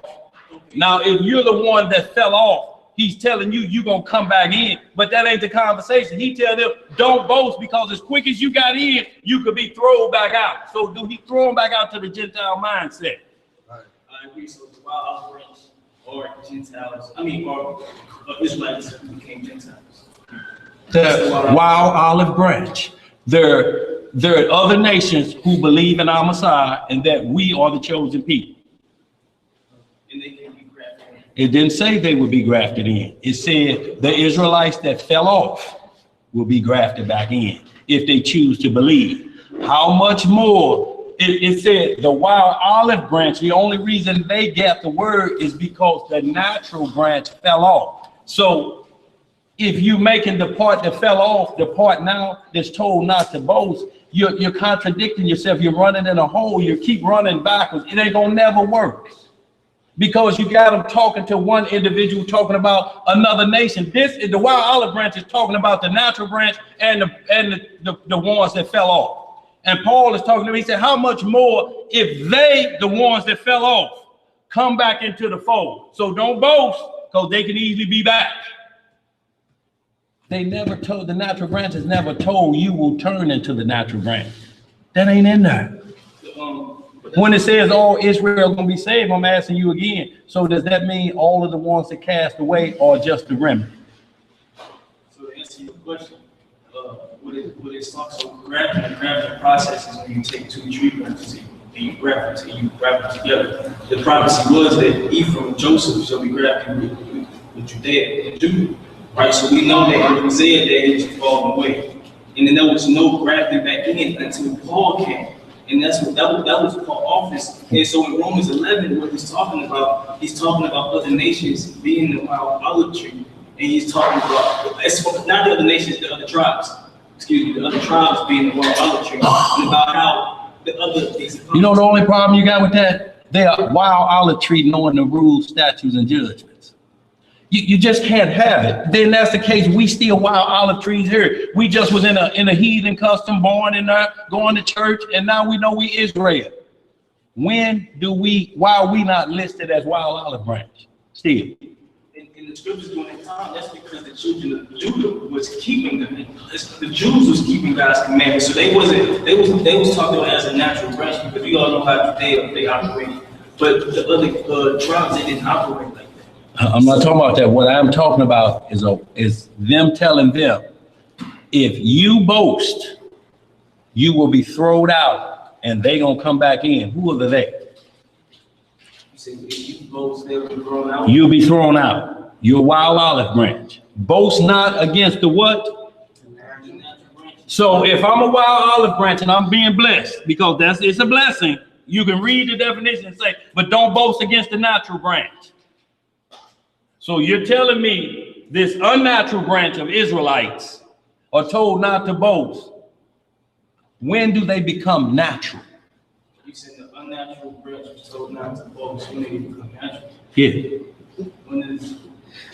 Okay, so I think I'm kind of confused with what you're saying, but We'll get Romans 11 before we get out of here. But I just need to move on with this. We'll get Romans 11 as soon as we get out of here, so you'll understand what I'm saying and you'll see the writing. If you force it to be talking to Israelites, you got three groups of Israelites. You got the natural branch, you got the branch that was cast off, and you got the wild olive branch. All Israelites is what you're saying. There's three peoples in this conversation. Three peoples. It's three. If you're talking about the natural branch right there, who was Paul and the disciples, they natural now. Because it said Romans 9, you just said, I'm a Roman citizen, but I'm an Israelite from the tribe of Benjamin. So he know he's natural, right? He's natural. He know who he is, right? He's back natural. But he had a mindset. He was doing some things he shouldn't have. He became unnatural? as far as like it becoming a wild olive tree. And that's what the other nations was, because their mindset was then there would never been a road to Damascus. That was Paul's office. Paul's office was to go and teach. And that's why he only taught in Greeks, because that's where the majority of the children of Israel went to. So he said, you Israelites, you natural branches don't want to hear me. So lo, I go to the unnatural branches of Israel and I'll go teach them.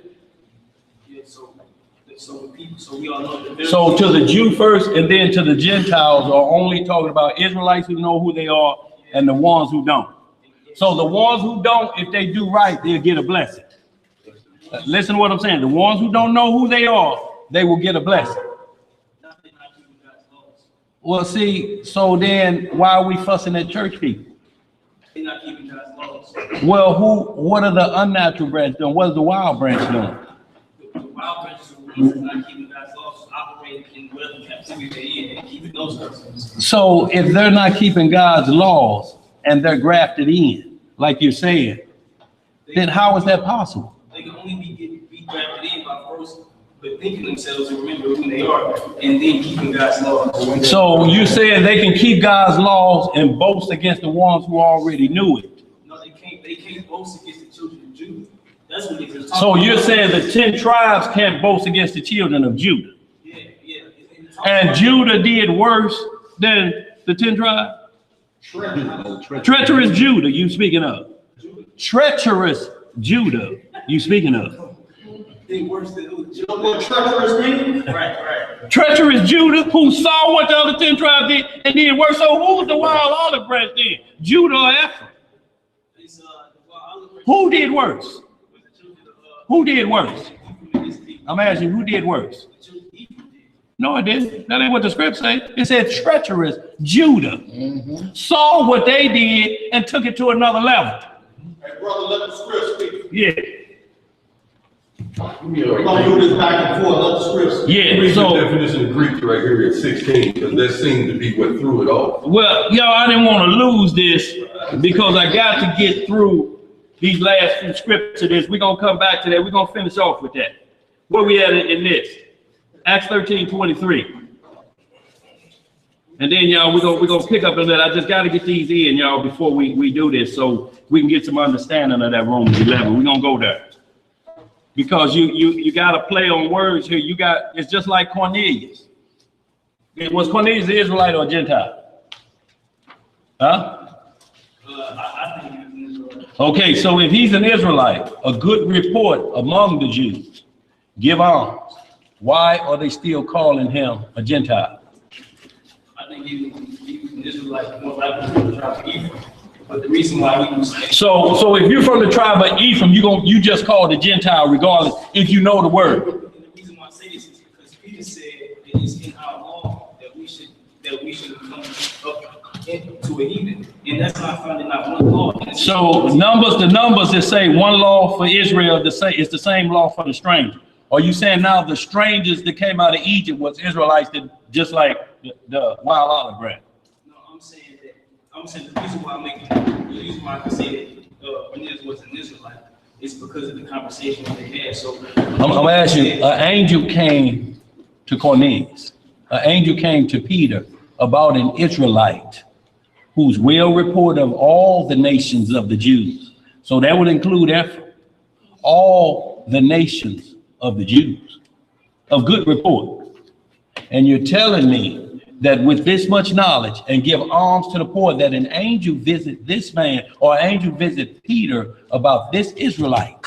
Yeah, because the Jews is only three tribes. So just because it said that doesn't mean all 12. So Ephraim was not part of that, and the Jews is only Benjamin, Levi, and Judah. So Ephraim, the cake not turned. That's about him not keeping the laws, right?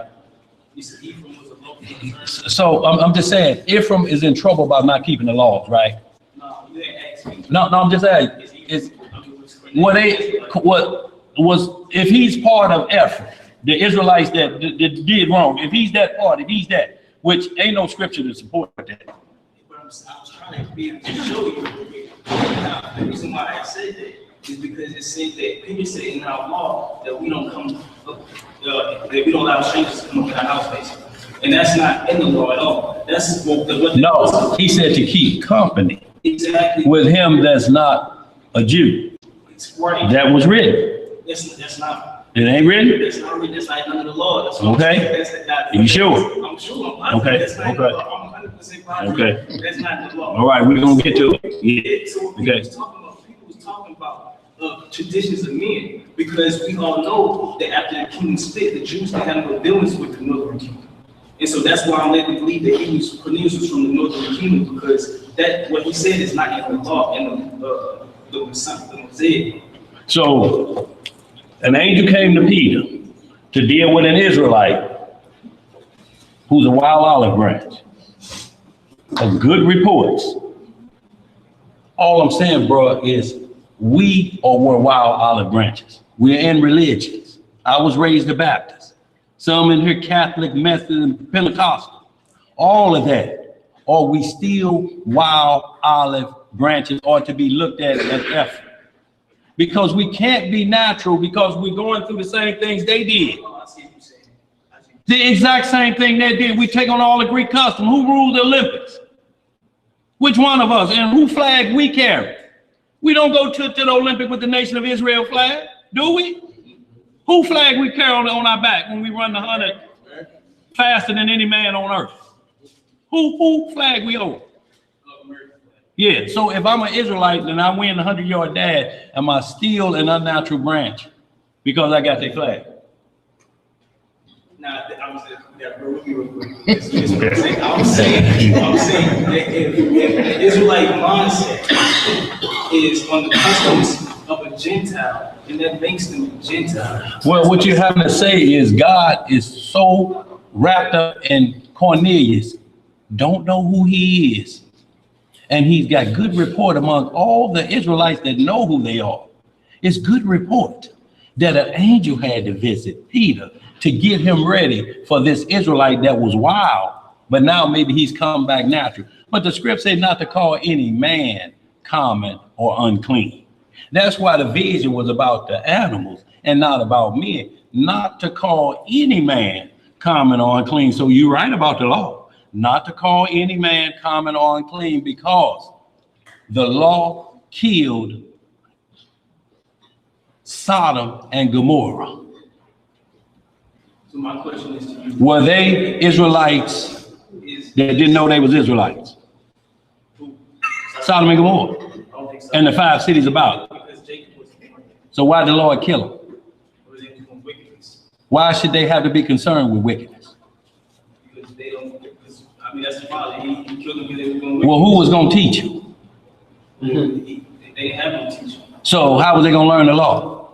See, but that. How can you hear it unless you have a preacher or a teacher? Right. Who was going to teach them the law? Really, I mean, that was the Lord doing that. And he claimed them to be wicked. He made them to be wicked. He made them to be wicked. We all know that. Oh, that's terrible. That's terrible. Wait. The scripture doesn't talk about how he is doing something. Where you reading that at? He created Sodom and Gomorrah to be wicked and put Lot in the middle of it.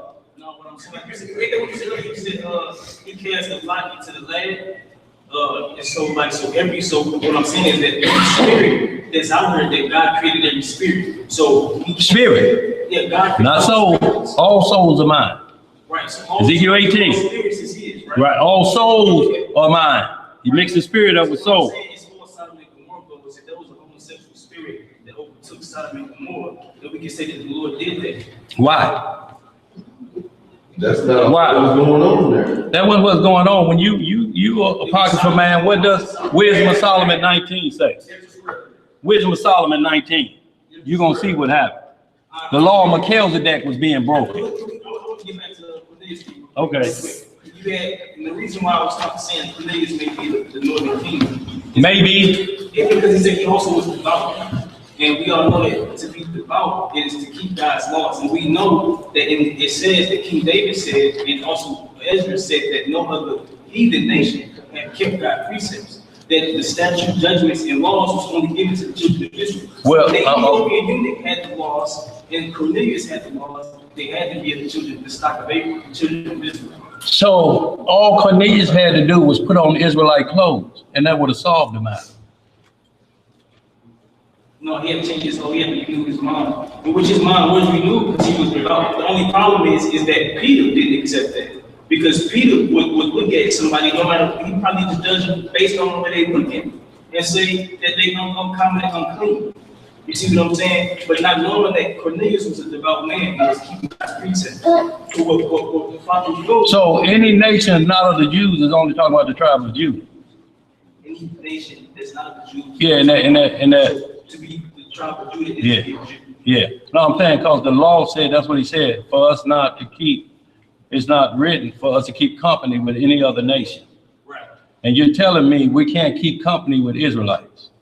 No, I'm saying is that that's not a law in the Mosaic law. No, what I'm asking you is the topic at hand. Division.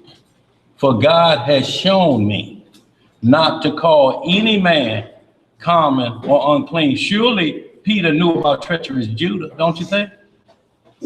So you're saying because he said any. I'm just asking you. Surely Peter knew about the prophecies of treacherous Judah that did worse than the other one. So is this a case of the pot calling the kettle black? So you're saying that because of Judah and what they did, that they are considered wild olive trees? That would be the more common thought process. If you go lower than the devil, if the devil look at you and say, show me how you did that, then who's the worst, the devil or you? So if that's the case, I'm just asking you a question. If the devil says, show me how you broke the law like you just did, who's worse? I'm talking about if you were called the chief of murderers, the father of lies, and he come to you and say, I ain't never lied like that. Show me how you lie like that.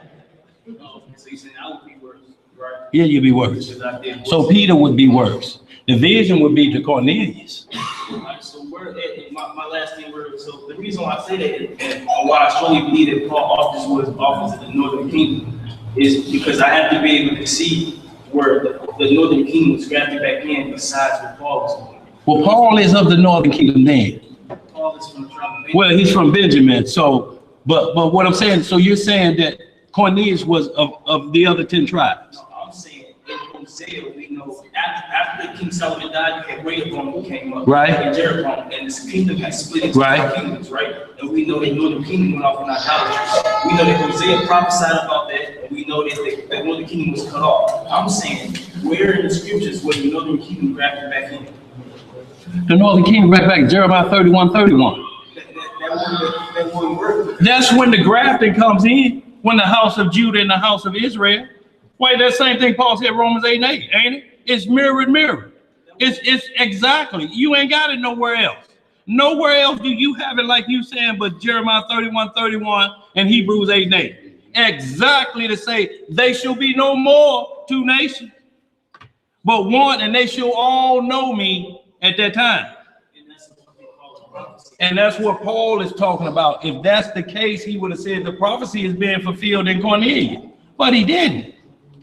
No, that's my whole point. That's what I'm saying. My point is that that's what Paul was doing. Paul was fulfilling the prophecy of Jeremiah. So that prophecy been fulfilled? It's in your heart. To graft it back into the northern. No, I'm talking about the prophecy say we will no longer need these.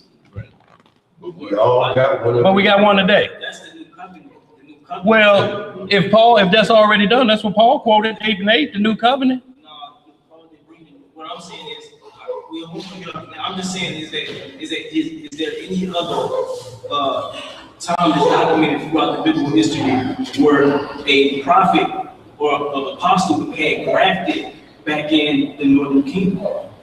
And I'm saying you can't find that. That's what I'm saying. There's nowhere he grafted back in the northern kingdom because it's the wild olive branch. It's somebody else. That ain't for Paul. That's a whole nother different group of people. Like, you can come on up here.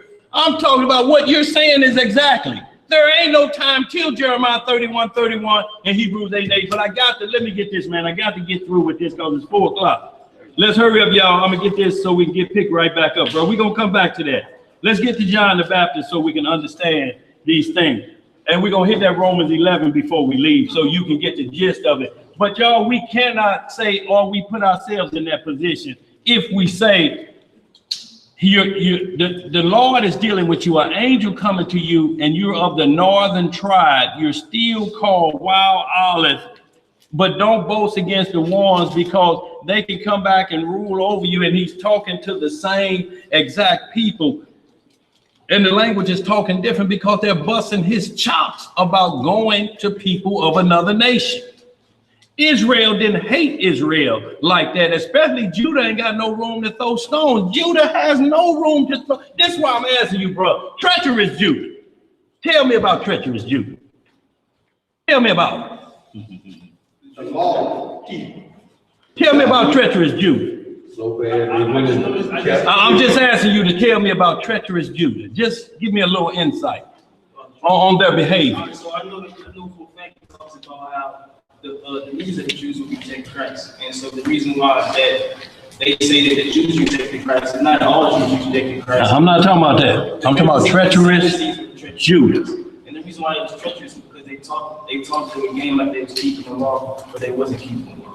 So they did what they did, but at a worse level. So you're saying the one who did the less of the crime is called wild. The one who did the most crime is called natural. Peter talked about. I'm not asking you that. I'm just asking you a simple question. Peter has said that Paul writes is difficult to understand. And I think that these may be one of the topics that we kind of difficult to understand. I'm just asking you a simple question. If you do worse than who you accusing, what does that make you? You say if I do worse, you hate you. See, it's like the Pharisees who proselyte men and make them a child twofold more of what than themselves. So if you make yourself twofold more child of hell than the natural branch, how in the hell you gonna say anything? How are you gonna point the finger at anybody? You worse than them. It's what the Messiah said. Now you got a beam in your eye. You a gnat, you strain at a gnat, but swallow a camel. How are you in your position? If they put a dress on that pole, you so full of lasciviousness, you'll try to raise it up and look under. So what's a natural branch? Who was the natural branches? The original Israelites. They always the natural branch. It's Jeremiah 23. It's the branch. It's the natural. We are the natural branch of God. There's other nations got to come up to Jerusalem. Those are wild olive branches. You ain't gonna never be able to get around Zechariah 14. You can't. All nations coming up to Jerusalem, are those still Israelites? Or they wild olive branch in Zechariah 14? Yeah. They are the nation. Who taught them? Who taught them to come up? Who taught them what they need to do? They'll be forced. Where you read that at? Script don't say they'll be forced. He said they'll be, I mean, if they don't come up, then they'll have consequences. That's free will. That's free will. That has nothing to do with that. The forces of the Gentile, he said to bust their chops. Look, let me ask you this. If they do come up, they get rain, right? So, where we at now? Where we at right now is... If they obey, they get rain. Right? If they obey, they get rain. Is that hard? No, I'm not disagreeing. And see, like what I'm saying, Wisdom of Solomon, chapter 19. Make sure you read that about what Sodom and Gomorrah was destroyed for. It was the order of Melchizedek. I believe both of those things said is true. I'm saying is that what Paul's office was, and I think that's what I'm being confused a little bit about what you was teaching. I'm trying to get an understanding of what you how you breaking down. We'll get to it, but I gotta finish this. We're gonna get to it. We'll wrap. Let's get this, y'all. I'm gonna get to it, bro. John the Baptist, Luke 1:17, and y'all, we're going back with prolepsis, and we're talking about events that happened. That, like I say, these doctors, you know, they don't even want John the Baptist to believe that he wasn't Elijah. They say he was crazy. He didn't know who he was. See, all of this comes out of that same doctrine of mindset that it has to be all one group. We're not in no way, shape, or form saying we are sharing the covenant given to Abraham with any other nation. The only part they have to share in is the part that was written about. Isaiah 14 that you mentioned, and it ain't all killing. If you kill them all, who's going to be your servant? If you kill them all, we got a long time. We got eternity. If you kill them all, who's going to be your servants? Even in the kingdom, Revelation 11 says there's 4 of the Gentiles. And those got the tribes of Israel on the gates. Okay. Let's get it. We'll wrap, bro. We'll wrap. We know what you're talking about. Luke. Y'all, 1:17, y'all, because we got to get going. They got to be out of here shortly. Luke 1:17. Yeah. You done with that Acts? Yeah. All I want y'all to get that Acts 13:23 where it said David had a heart like mine own. And what that means is a heart that understood the Most High and understood prophecy and where his position was. Christ knew where his position was. David wasn't going to leapfrog the Messiah, nor did the Messiah leapfrog his father. You'll never hear the Messiah leapfrogging his father. My father are one, but he said, why y'all call me good? There's one good, but my father. But it say he never sinned. So John 19, all of John 19 tell you why he's getting the position he's getting. But he already had that position. He just went through a test to prove his position. It's like some people, you know, some people on the job, be like, he ain't supposed to be no supervisor. If it wasn't his nephew, he wouldn't have that position. You know, he don't even know how to spell his last name and he'll supervise. You would have a problem with that, wouldn't you? Being over you. So in like manner, the Pharisees had the same problem with the Messiah. You ain't learned, you ain't even been to school to know what you know. How you know this? He said, God's my daddy. You's a liar. He ain't your daddy. You didn't have no problem with that when you see him walk on water and raise the dead. When y'all done some of this? They couldn't answer. All of the prophecies about Israel and Israel coming back together ain't got nothing to do with the Jews and Gentiles, because you still got a host of prophecies of other nations serving you with gladness. That's a total difference, man. Do you think we was glad on the plantation? Some of us was. But most of us what? Let's read Luke 1:17. I tell you what, go back to verse 12.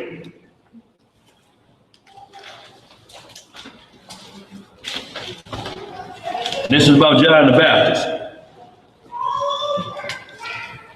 And what this is, what we're talking about is John the Baptist, the prophecy that was before him. See, that same thing you talking about make people think John the Baptist was Elijah reincarnated. Christ said what the disciples said, that what the scripture says,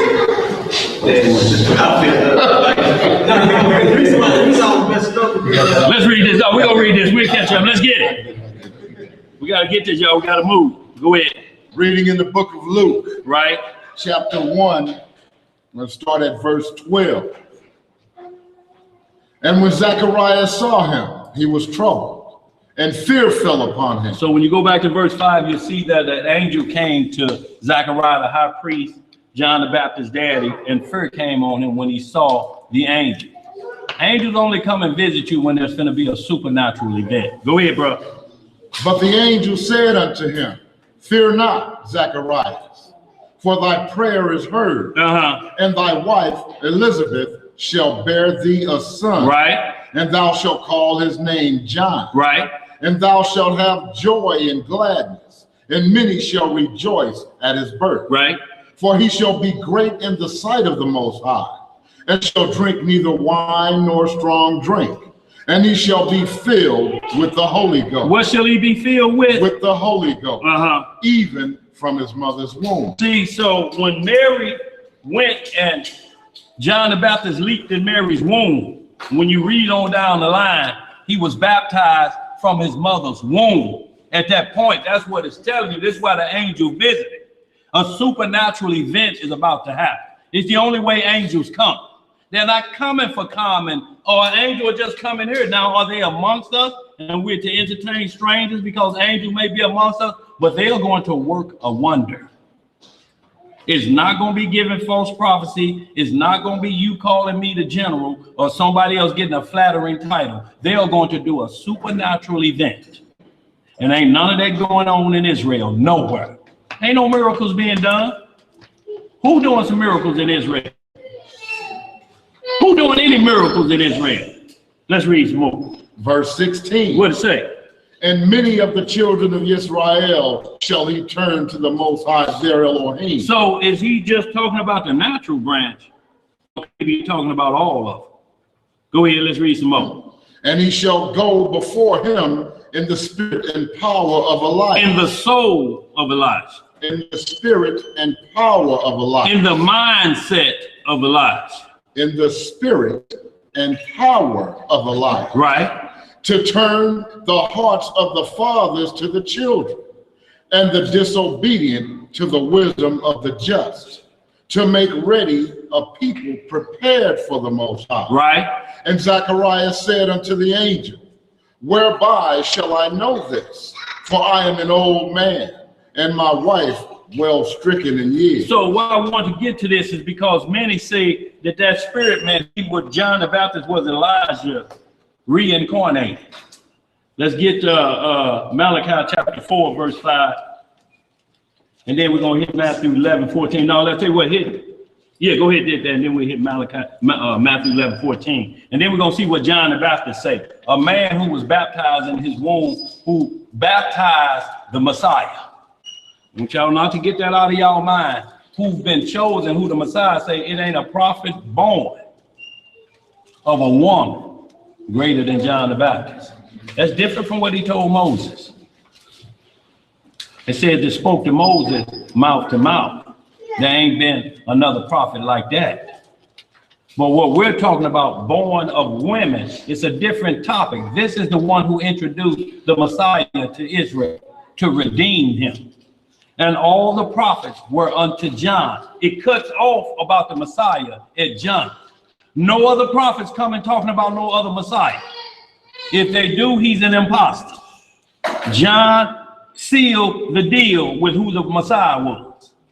Let's read where we at. Read Malachi. Malachi chapter 4, verse 5. Yeah, just read a little bit of that. We're going to get through this, y'all. We ain't got long, y'all. Reading in the book of Malachi, chapter 4 and verse 5. What it say? Behold, I will send you Elijah the prophet, Right. before the coming of the great and dreadful day of the Most High. Right.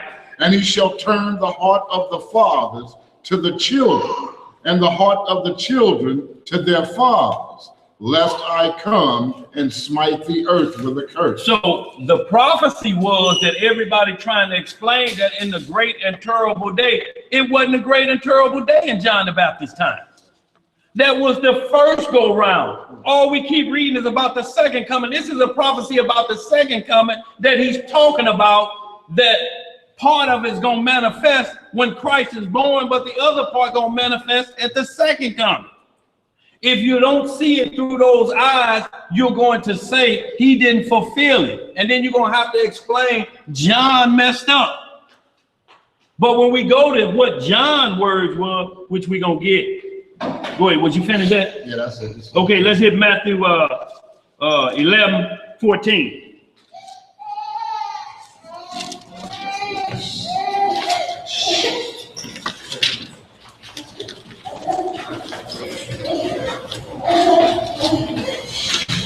Let's mind that baby. Say he ain't here. Get that for me, y'all, so we get on out of here. Book of Matthew, chapter 11, and, Then we'll go to John 1:21. Go ahead. and verse 14. What it say? And if ye will receive it, Read back it up just a couple. the book of Matthew, chapter 11 and verse 12. What it say? And from the days of John the Baptist until now, the kingdom of heaven suffereth violence, and the violent take it by force. Right? For all the prophets and the law prophesied until John. See, all prophecy stopped about the Messiah's second coming stopped with John the Baptist. Ain't nobody got nothing new. So you have to understand what Paul was talking about. Ain't nobody else talking about the Messiah like this. We can't get sidetracked. This is it. This is the last person talking about the second coming of the Messiah. Let's read. And if ye will receive it, this is Elias, which was for to come. He that hath ears to hear, let him hear. Right? But whereunto shall I liken this generation? It is like unto children sitting in the markets and calling unto their fellows and saying, we have piped unto you, and ye have not danced. We have mourned unto you, and ye have not lamented. For John came neither eating nor drinking, and they say he hath the devil. Right? The Son of Man came eating and drinking, and they say, behold, a man gluttonous and a winebibber, a friend of publicans and sinners.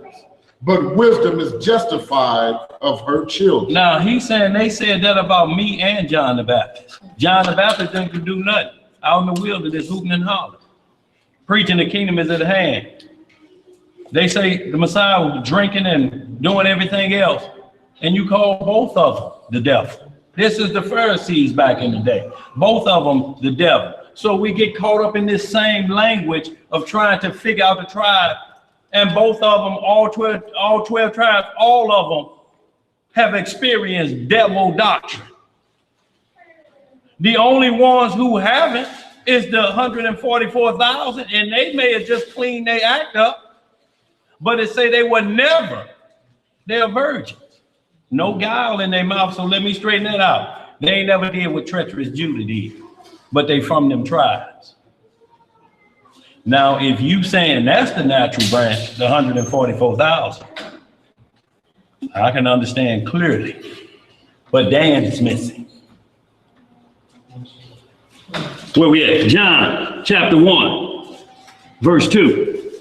And so we see right here, he said, if you will accept this, Elijah had come, he was John the Baptist. Well, John the Baptist, that wasn't the great and terrible day of the Lord. So you have to almost fix your mouth to say the Messiah messed that prophecy up. Did he? Did Christ come to bring peace? Did he come to bring peace? The first time he did. Didn't he? You sure him killing anybody? He said he come. I'm saying when he came, did he kill anybody? The scripture says that do not think that I come to bring peace. I Understand that, but that's what I'm talking about. His lesson, prolepsis. He's talking about what I'm gonna do when I come back, not what I'm finna do right now. I got to get y'all mind right so y'all don't be on the hit list. Right. Did he kill anybody? Everything you're saying he did he do on the first coming? Everything he prophesied that you're saying on the first coming, did he kill anybody? He brought division. Huh? He brought division. I'm saying, did he kill anybody? That's And he brought division because of what? It means for us killing. He He said his message caused division. You got those who don't want to believe in him, and you got those who do. That's division.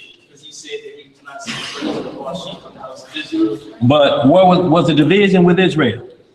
It was a division in Israel, yeah. Yeah. It was a division in Israel. Yes, sir. Yeah, I'm So did he straighten any of that out, or did he kill any of them rogue Israelites at that point? at that point in time, he did Why? the division. Yeah. You said he come to bring a sword. Because he was. You said he come to bring a sword. I'm asking you, what did he use that sword on before he was crucified? He preached to the Jews first. I'm saying, was that message for later or for now? He didn't bring peace but division. Yeah. That was what he was talking about in that particular moment. Okay, so you mentioned a sword. Sorry, You mentioned a sword. I didn't mean to. You're saying he came to bring the pain, so to speak. He came to bring war. What we're talking about, you commented off of the Malachi 4. You said, didn't he come to do that? Not the first time round. No, I'm saying I was talking about as far as division between the Jews and Israel and the nation of people. Okay. Well, we got a roll, bro. We gonna get at you. Come on, let's get that. Where we at? We're going to John 124. 124. Yeah, 121. 121. What it say? Everybody there? Y'all, we ain't got long. John 1, chapter 1, verse 21. Or you can back it up if you need to, just a couple. 19? We'll start at 19. Okay. And this is the record of John. This is what? The record of See, John. y'all, this is the writing that seals up the Psalm of John. And usually they're by the words of this man out of his own mouth. See, that what I say, you know, you're getting it from the horse's mouth. So to speak, if somebody's talking about you, you know. What he tell you, I say, well, come and ask me. Ain't that what you say? Come and ask me if you want to know the truth. Go ahead, let's read it. When the Jews sent priests and Levites from Jerusalem to ask him, who art thou? And he confessed and denied not, but confessed, I am not the Christ. So when the Jews sent priests and Levites, Levi was among the Jews. So the Jews sent themselves, the two other tribes, Benjamin, because Levi is sprinkled amongst that, and asked John, who art thou? And John was a Levite, wasn't he? Wasn't he the son of a Levite? So they sent his lineage and asked him, who are you, man? Let's read. And they asked him, what then? Art thou Elijah? Oh, thou who? Elijah? Uh-huh. And he said, I am not. I am what? I am not. I am not. Go ahead. Art thou that prophet? And he answered, no. See, so they asked him again, are you Elijah or are you that prophet? No. No. Next is going to be hell no. What it say? Then said they unto him, who art thou? That we may give an answer to them that sent us. What sayest thou of thyself? He said, I am the voice of one crying in the wilderness. Make straight the way of the Lord. Right. As said the prophet Isaiah. And they which were sent were of the Pharisees. So he said, as Isaiah prophesied to me, I'm Isaiah 43. I'm the one crying in the wilderness. The scripture start off talking about my mission is in the wilderness of Judea. I'm that one. I'm that prophecy. I'm not Malachi 4. I'm not that prophecy. I'm Isaiah 40. Now, the Holy Spirit been dealing with this man since before he come out of the womb. He know who he is. You got Israelites say John went off right here because they wanted to be Elijah so they can teach reincarnation. It has to be Elijah or our reincarnation fall off. So the only other answer is John don't know what he's doing. That's too much honey and grasshopper. See, that's what it'll do to you. And running around out in that desert in a woolen jockey strap. It makes you crazy. You don't know who you are. What else to say? And they asked him and said unto him, why baptizest thou then? And thou be not that Christ, nor Elijah, neither that prophet. So he asked him, you ain't fitting the description of nobody. Go ahead.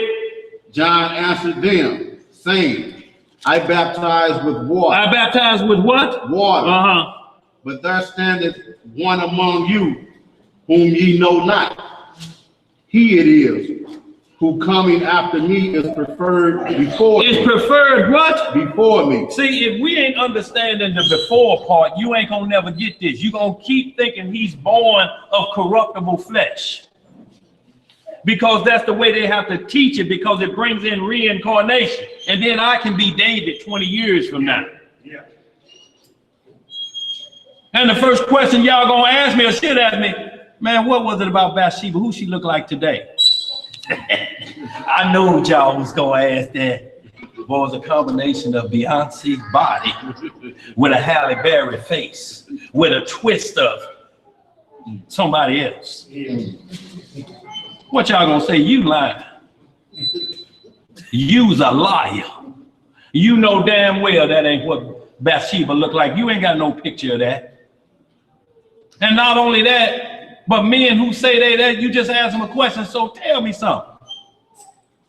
When that rock hit Goliath in the head, where exactly did it hit him in the head at? See, them the questions I'm gonna be asking. Was it right here, or did you get him dead center right here at? Did he kind of do the Harlem Shake before he hit the ground? Explain that to me, man. And then tell me about Saul, man, when he tried to give you his arm. What they ain't supposed to know you've been reincarnated. What the then? How you know you John? I mean, or you Elijah? How at this point? Some of the stuff is beyond ridiculousness and should be on that show. Go ahead. Just one thing, like IUIC, Yeah. And those now they back it up. It's a story. I mean, it's an incident that happened with the man who couldn't see. Right. He was asked, who sinned? This man or his parents? They was going blind. Right. And Christ said it was either his sin or his parents said they was going blind before that. For the kingdom of the Most High. Yeah, so one of my questions, so how can somebody sin before they was born? It never said this man, that's right. No, this man did no sin. Neither did his parents about his birth. It's about his birth that made him blind. What sin could make a man blind? Born in your woman with syphilis will make him blind. Born blind. How was this man born? How was them 23 chromosomes from the male and the female got together and made this man blind unless somebody born in with STDs? But he said they asked the question, they said that this man sinned before his parents. Right, they're asking that he was born blind. He was born, it's saying asking, he was born blind, so it must be a sin. So right now you're addressing his parents, and you're saying that some of their parents did. You're talking about the Pharisees, though. You're talking about the mind of a man that won't accept Christ. They're asking it. Who sinned? No, that's not what happened. It was the apostles that asked Christ this question when they came across the blind man. And the apostles asked Christ who sinned, him or his parents. And then Christ answered either him or his parents. Right, he was born for the kingdom. And no man, so what he's telling you is that there are certain things that happen that people were born, which may seem sin. But when you get into Ezekiel 18th chapter, and you get into Ezekiel 14th chapter, verse 4 and verse 20, know these three men though in the earth cannot take the place for their son. They can't do that. They can't do this. Nobody can cover for nobody else. So Ezekiel 18 is telling you if a man is born under these circumstances, if he don't do what his father said, he shall be righteous. But what they're asking is, there is a sin that will make a man blind at birth. Now they're asking him, what did he do to make himself blind? So you're asking the question, how does a fetus make himself blind? That's what I'm getting to, and that's why I say that's the point that I'm making, and that's what I'm trying to deal with, because it's called regeneration, not reincarnation. Well, we understand that, but what I'm saying is, for them to even put that out there, the mindset of them asking, how does a fetus sin? Can you be born in sin? Yeah, we all born in sin. We all? What is sin? Sin is breaking God's command. What did you do for 9 months in your mother's womb? Yeah, was you biting on that umbilical cord? Was you kicking harder than you should have? You been shaping in iniquity, like David said, shaping in iniquity. But you're not born a sinner, you're just shaping in iniquity. Your foreparents sin, so you get the skin of a sinner, but that don't make you a sinner, because Herod killed the innocents. What does that mean? They're without sin, right? So if they was born in sin, there would be no innocence. So that's what I'm saying. That's why you have to look at the kingdom as the children. But where we at on that? So we gotta get out of here. Go ahead. Where we at on that? We're at verse 27. What it say? He it is who coming after me is preferred before me. Right. Whose shoe latches I am not worthy to unloose. Right. These things were done in Bethabara beyond Jordan, where John was baptized. Right. Read down to verse 32. The next day John seeth Jesus coming unto him and said, Shalom, y'all. Behold, the Lamb of God, Right. which taketh away the sin of the world. This is he of whom I said, after me cometh a man which is preferred before me, for he was before me. And I knew him not, but that he should be made manifest to Israel. Therefore am I come baptizing with water. Right. Verse 32. And John bare record, saying, I saw the Spirit descending from heaven like a dove, and it abode upon him. So y'all can read the rest of that, but what John has stated is that everything you read in Malachi 4 ain't got nothing to do with me. I'm Isaiah 40. Everything I'm doing is Isaiah 40. So get your minds right. I'm not Elijah. I'm not that prophet. I'm not none of them. I'm John the Baptist. I'm Isaiah 40. I know who I am. I put here to prepare him to change from Aaron to Melchizedek. That's my only job. And to get y'all ready for the change. That's my only job, because Acts 19, they say we was baptized with the baptism of John. We ain't heard of the Holy Spirit unto John, unto repentance. So either it's a double baptism in Acts 19, or water baptism ain't as powerful as people still making it, because it's the baptism of John. The baptism of the Messiah, fire and water, reigns supreme, because he told the disciples after they was baptized, if I don't wash your feet, what gonna happen? They was already baptized with water, wasn't it? So if he didn't wash their feet, why were they not allowed to get into the kingdom at that point? Because I would have just said, wait a minute, we got baptized in the Jordan. This ain't good enough. No, I'm baptizing you into Melchizedek, foot washing. That's why I want you to read the Wisdom of Solomon about Sodom and Gomorrah, 19th chapter. You'll understand that it was Melchizedek order reigning, that they broke all of those rules of Melchizedek. And that's hospitality. When you first meet somebody, you don't greet nobody with a slap to the face. Who is you and who is your daddy? Damn. Willie from the stock of such and such. No, you like, hey, you been on a journey, pull your shoes off. That's what Abraham did to the Lord when he met him in Genesis 18th chapter, before he went and destroyed Sodom and Gomorrah. There's only 10 people in 5 cities that's worthy, less than 10, less than 5 in Sodom and Gomorrah that's worthy to escape death. Now, I want you to understand that 5 cities, additional to Sodom and Gomorrah, and you can't get 5 people out of 5 cities. St. Louis, Ferguson, Pine Lawn, all of them, you can't get 5 people out of all the occupation in these cities. And Lot, his wife and his 2 daughters come out, and she flipped out. 3 out of 5 cities. All because of the order of Melchizedek not being kept in the land. Way before Mount Sinai. Way before Israel coming out of there. The stench of that reached heaven. Most High sitting on his throne. No. No, I smell that. That fart is visible. That gas is visible. Y'all go down there and take care of that. It done reached up here.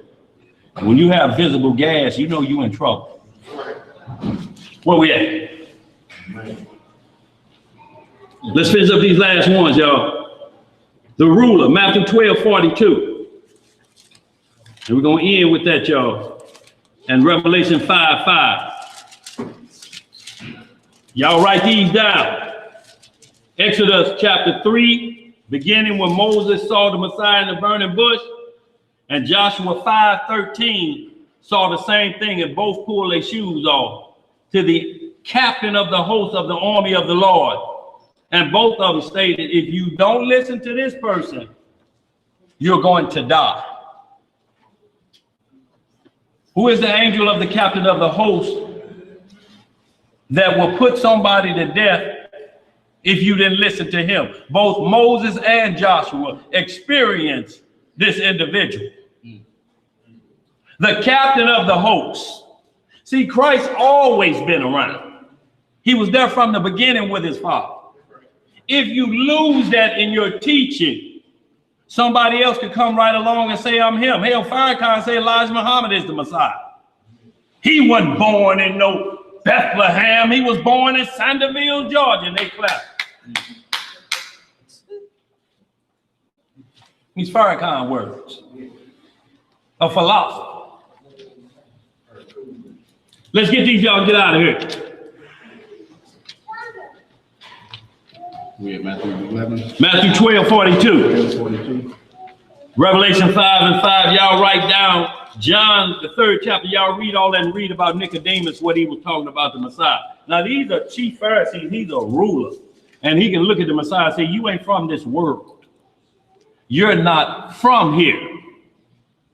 See, everybody look at Nathaniel at John 1:45 or whatever it is. But Nicodemus, the ruler who buried, who gave up or anointed him along with Joseph or Arminius, if I said that right. I don't think so. Right. But they buried the Messiah. They wrapped him up and gave him his grave site in the whole 9 because they knew. And he was out of there. They sealed it. He was out of there in 3 days and 3 nights. Like it was prophesied. He was out of there. Ain't no man ever done it on earth.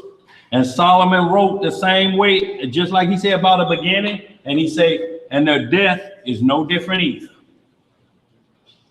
But you have to explain, if sin is the wages of what?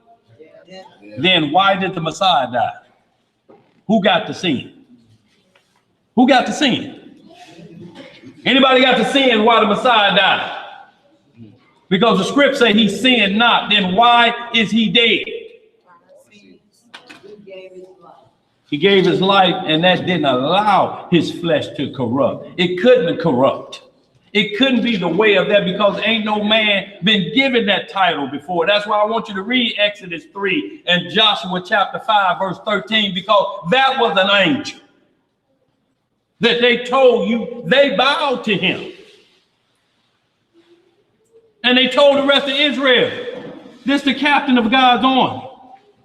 He's in charge. They knew about the Messiah way back then. Where we at? You finished that? No, we 42. What it say? Matthew 12:42. What it say? The queen of the south shall rise up in the judgment. In the what? In the judgment of this generation, and shall condemn it. For she came from the other parts of the earth to hear the wisdom of Solomon. Right?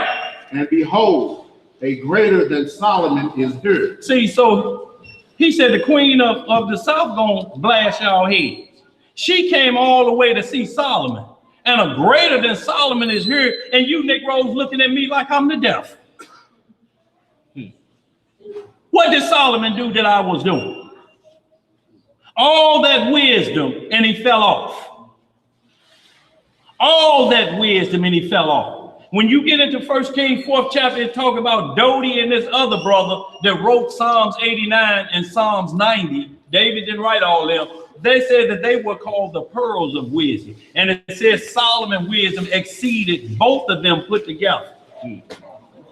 But yet he fell off. And a greater than Solomon is here. Read some more. Verse 43. What it say? When the unclean spirit is gone out of man, he walketh through dry places, seeking rest, and findeth none. Revelation 5 and 5, y'all, we're going to close on out.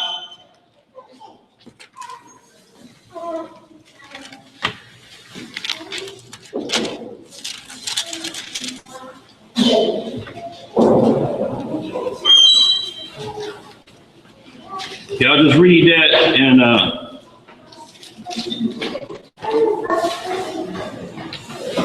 Revelation chapter 5, verse 5. And one of the elders said unto me, weep not. Behold, the Lion of the tribe of Judah, the root of David, have prevailed to open the book and to loose the 7 seals thereof. the who of David? The root of David. See, this is the end of the matter. The root of David has the root of David. The root of David. See, that's how I look at him. That's how I have faith in him, as the root of David. I can't look at him like he's a straight out of David's loin with that flesh. If you look at him like that, you're going to, David didn't look at him like that. Not in a Psalm 110. Last one, y'all, Romans 11.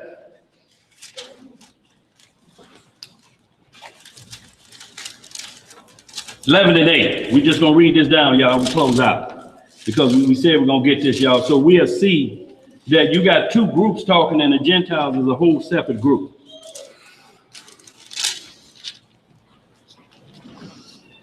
Romans 11, verse 8. What it say? According as it is written, God has given them the spirit of slumber, eyes that they should not see, and ears that they should not hear, unto this day. And David said, let their table be made a snare, and a trap, and a stumbling block, and a recompense among unto them. See, David is talking about this before Rehoboam them took over Solomon's children and caused a divide. David is talking about this before his grandchildren are born. Right? This is David talking about Israel. It was already written. If y'all go back to verse 7, but we ain't gonna back it up, it's talking about the election is thing, but the rest were blinded. We got elect, and the rest were blinded. And ain't no Gentiles here yet. Go ahead, let's read.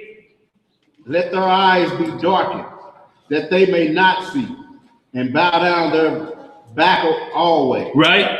I say then, have they stumbled that they should fall? God forbid. But rather through their fall, salvation is come unto the Gentiles, for to provoke them to jealousy. See, now the problem always going to be salvation has come to the Gentiles to provoke them. So if the Gentiles are Israelites that don't know who they are with the custom on, salvation has come to them to provoke them. So Israelites don't know who they are into the custom. It's got salvation to provoke the ones who do know to back to their full sin. It's not saying that.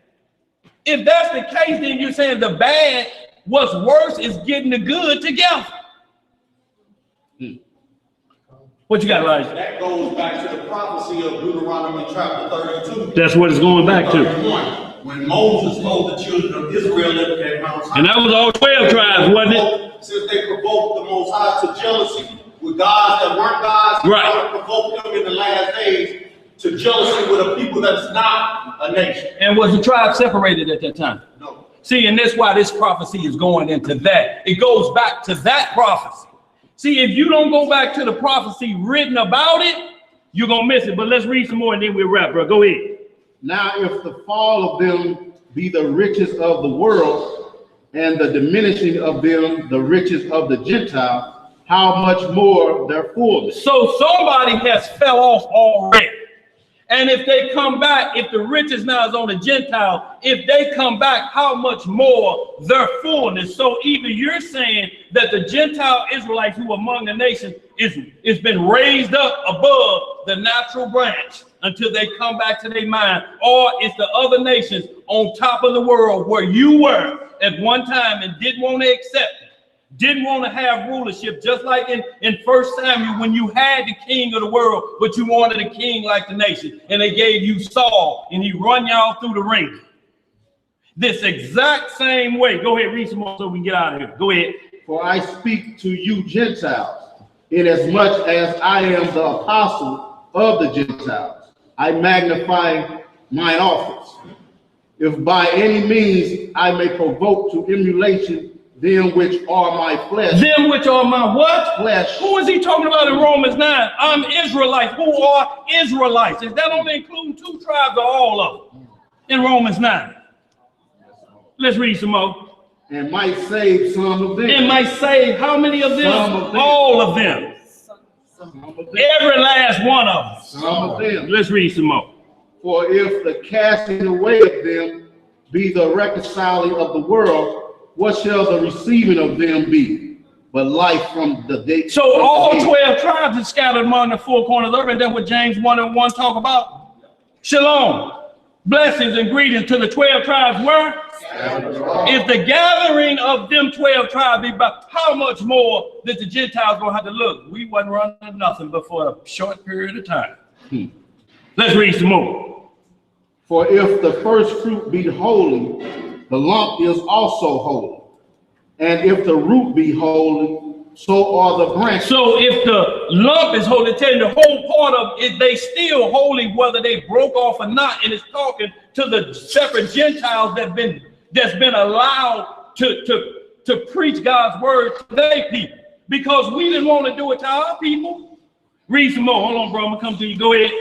And if some of the branches be broken off. Some of the branches. What branches are we talking about? Natural or wild? If the natural got some branches broken off, why are there branches broken off of the natural? We still got the wild over here, but we got natural with branches being broke off. Who are the natural branches being broke off? And we still got the wild olive branch over here. So either you got 2 groups of Israel, you got, or this is talking about Judah and Benjamin keep falling off. They're the natural branch. That it ain't never said that because it said all Israel, all 12 tribes, because it named the prophecy that Moses gave of all 12 tribes will provoke. All 12 tribes were together when Moses made that. He gonna provoke some of y'all to jealous by a nation who is no nation. This way before the book of Hosea, way before Ephraim did what he did. Let's read some more. Go ahead, Elijah. We get provoked to jealousy today by immigrants. They're not even, this country is controlled by a group of immigrants. Yeah. It's not even one nation. It's a conglomerate of all fractions of Gentiles. Not one group of Gentiles. It's a fraction of all these Gentiles that have come together to rule over Israel because of our disobedience. That goes back to Moses. Right. The prophecy of Moses. Right. There wasn't no prophecy of Paul. That's right. That's the prophecy of who? Moses. That's what he said. The prophet. Let's read some more, y'all, so we can get out of here. What it say? And if some of the branches be broken off, and thou, being a wild olive tree, were grafted in amongst them, and with them partakers of the root. Partakers of the who? The root and fatness of the olive tree. See, so they're partaker of the root. Who is the root? Who's the root in our spring we just read about? Revelation 5:5. If you get to be partakers of the root, if you get to get a blessing from the Messiah for keeping his laws, statutes, and judgment. Let's read some more. Boast not against the branches. Boast not what? Against the branches. That fell off. But if That's part of the natural. So either you got three groups of Israelites here. You got the natural and the broke off from the natural, and then you got the Gentile that don't know they Israelites. That's three groups, ain't it? Let's read some more. But if thou boast, thou bearest not the root. If you boast, you bear not the root, because you don't bear Christ at that point. You think it's about you. This is about the Messiah before it's about the children of Israel. And if the children of Israel don't understand that, they got problems. This is about the Messiah. Go ahead, read some more. But the root thee. But the root thee. Go ahead. Thou wilt say thee, the branches were broken off, that I might be grafted in. See, so they may say that the natural branch, or if this Ephraim saying, well, look, Judah and Benjamin got broken off so that I may be that. That ain't working. It ain't gonna never work. Let's read some more. You got to show then where Ephraim began to be the scepter over Judah. Yeah, from Judah. You have to show that. Because now we got a problem with Genesis 49. The scepter shall not do what? Depart until who come? Until Shiloh come. Let's read. Well, because of unbelief, they were broken off. So part of the natural branch, some of them was broken off because of what? So we got two groups of unbelievers, half of them from the natural branch and half of them from the Gentiles that don't know who they are. Is it making sense? No, it ain't gonna make sense. Let's read some more. And thou standest by faith. And thou standing by what? By faith. See, you don't know nothing about these covenant statutes. Just you're standing by faith. You believe he's the Messiah of the Gentiles.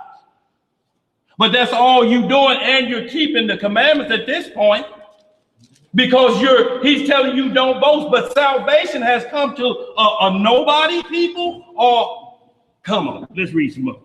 We getting out of here, y'all. Be not high-minded. Be not what? Be not high-minded, but fear.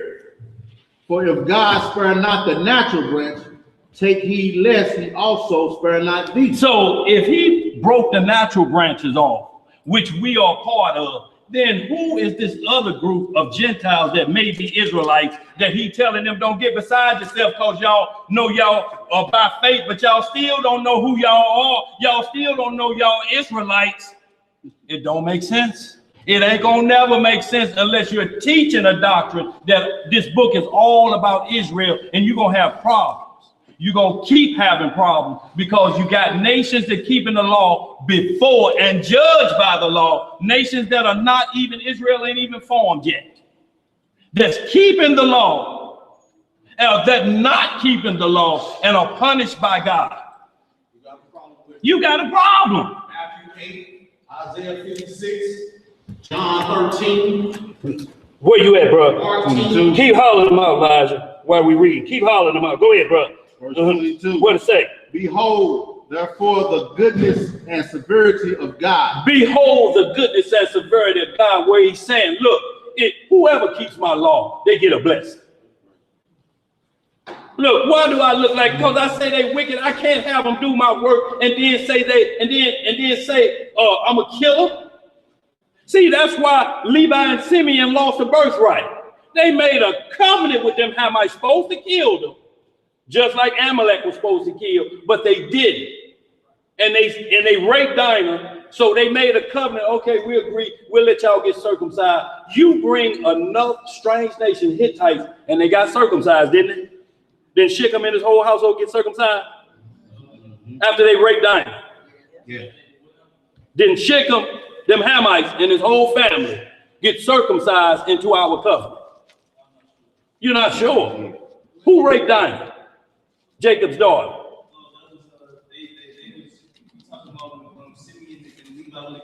Were they circumcised? Did they circumcise? Why did they do that? So why did they get punished for it in the blessing? Instruments of cruelty. Instruments of cruelty. We got a problem with like treacherous Judah. Instruments of cruelty. If you call it, that's like calling a man a snake. Snake nigger. Instrument of cruelty. Let's read some more. Let's finish that right here, that last verse. All right. On them which fail, subversion. On them that what? Fail, subversion. Hard punishment. Go ahead. But towards thee, goodness, if thou continue in his goodness. Otherwise, thou also shalt be cut off. And they also, if they abide not still in unbelief. See, and they also, the other Israelites that's broken off the natural branch, if they abide still in unbelief, shall be grafted in.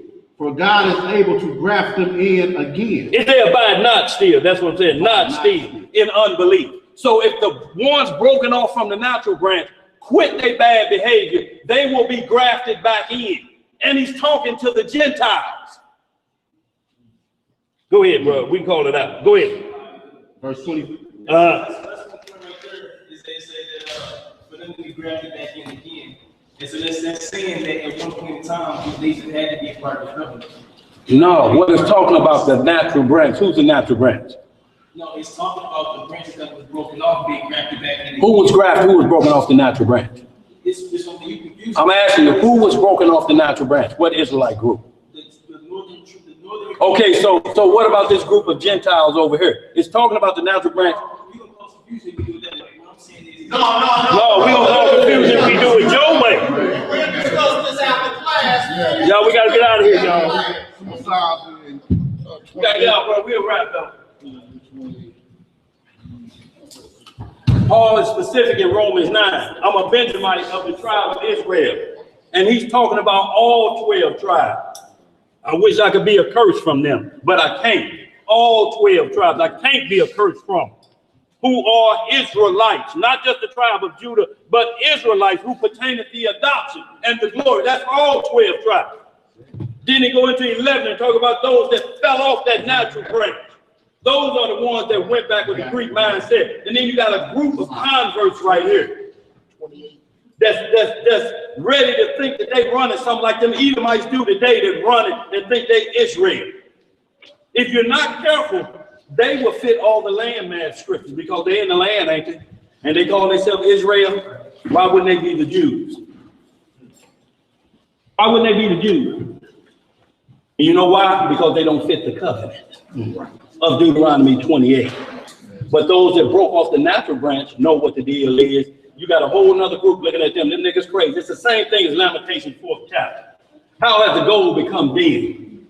Let's read, y'all. Read out the book of Psalms, Psalms 28. What'd it say? Psalm of David. Unto thee will I cry, O Lord, my rock, be not silent to me, lest if thou be silent to me, I become like them that go down into the pit. Hear the voice of my supplication when I cry unto thee, when I lift up my hands toward thy holy order. Draw me not away with the wicked and with the workers of iniquity, which speak peace in their neighbors, but mischief is in their hearts. Give them according to their deeds and according to the wickedness of their endeavors. Give them after the works of their hands. Render to them their desert, because they regard not the works of the Lord, nor the operation of his hands. He shall destroy them and not build them up. Blessed be the Lord, because he hath heard the voice of my supplication. The Lord is my strength and my shield. My heart trusteth in him, and I am helped. Therefore my heart greatly rejoiced, and with my song will I praise him. The Lord is their strength, and he is the saving strength of his anointed. Save thy people, and bless thine inheritance.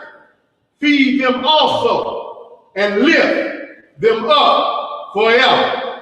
Hallelujah! Say that! Y'all got a shekel or two, y'all. We greatly appreciate it. If y'all ain't, we're talking about the St. Louis Assembly yet, have talked to Sister Zipporah about getting your name on the list for Tabernacles, y'all definitely need to do so. Please do so, y'all, because the time and the date is September the 27th through the 30th. We getting the back end of Tabernacle, so y'all need to holler at it if you ain't.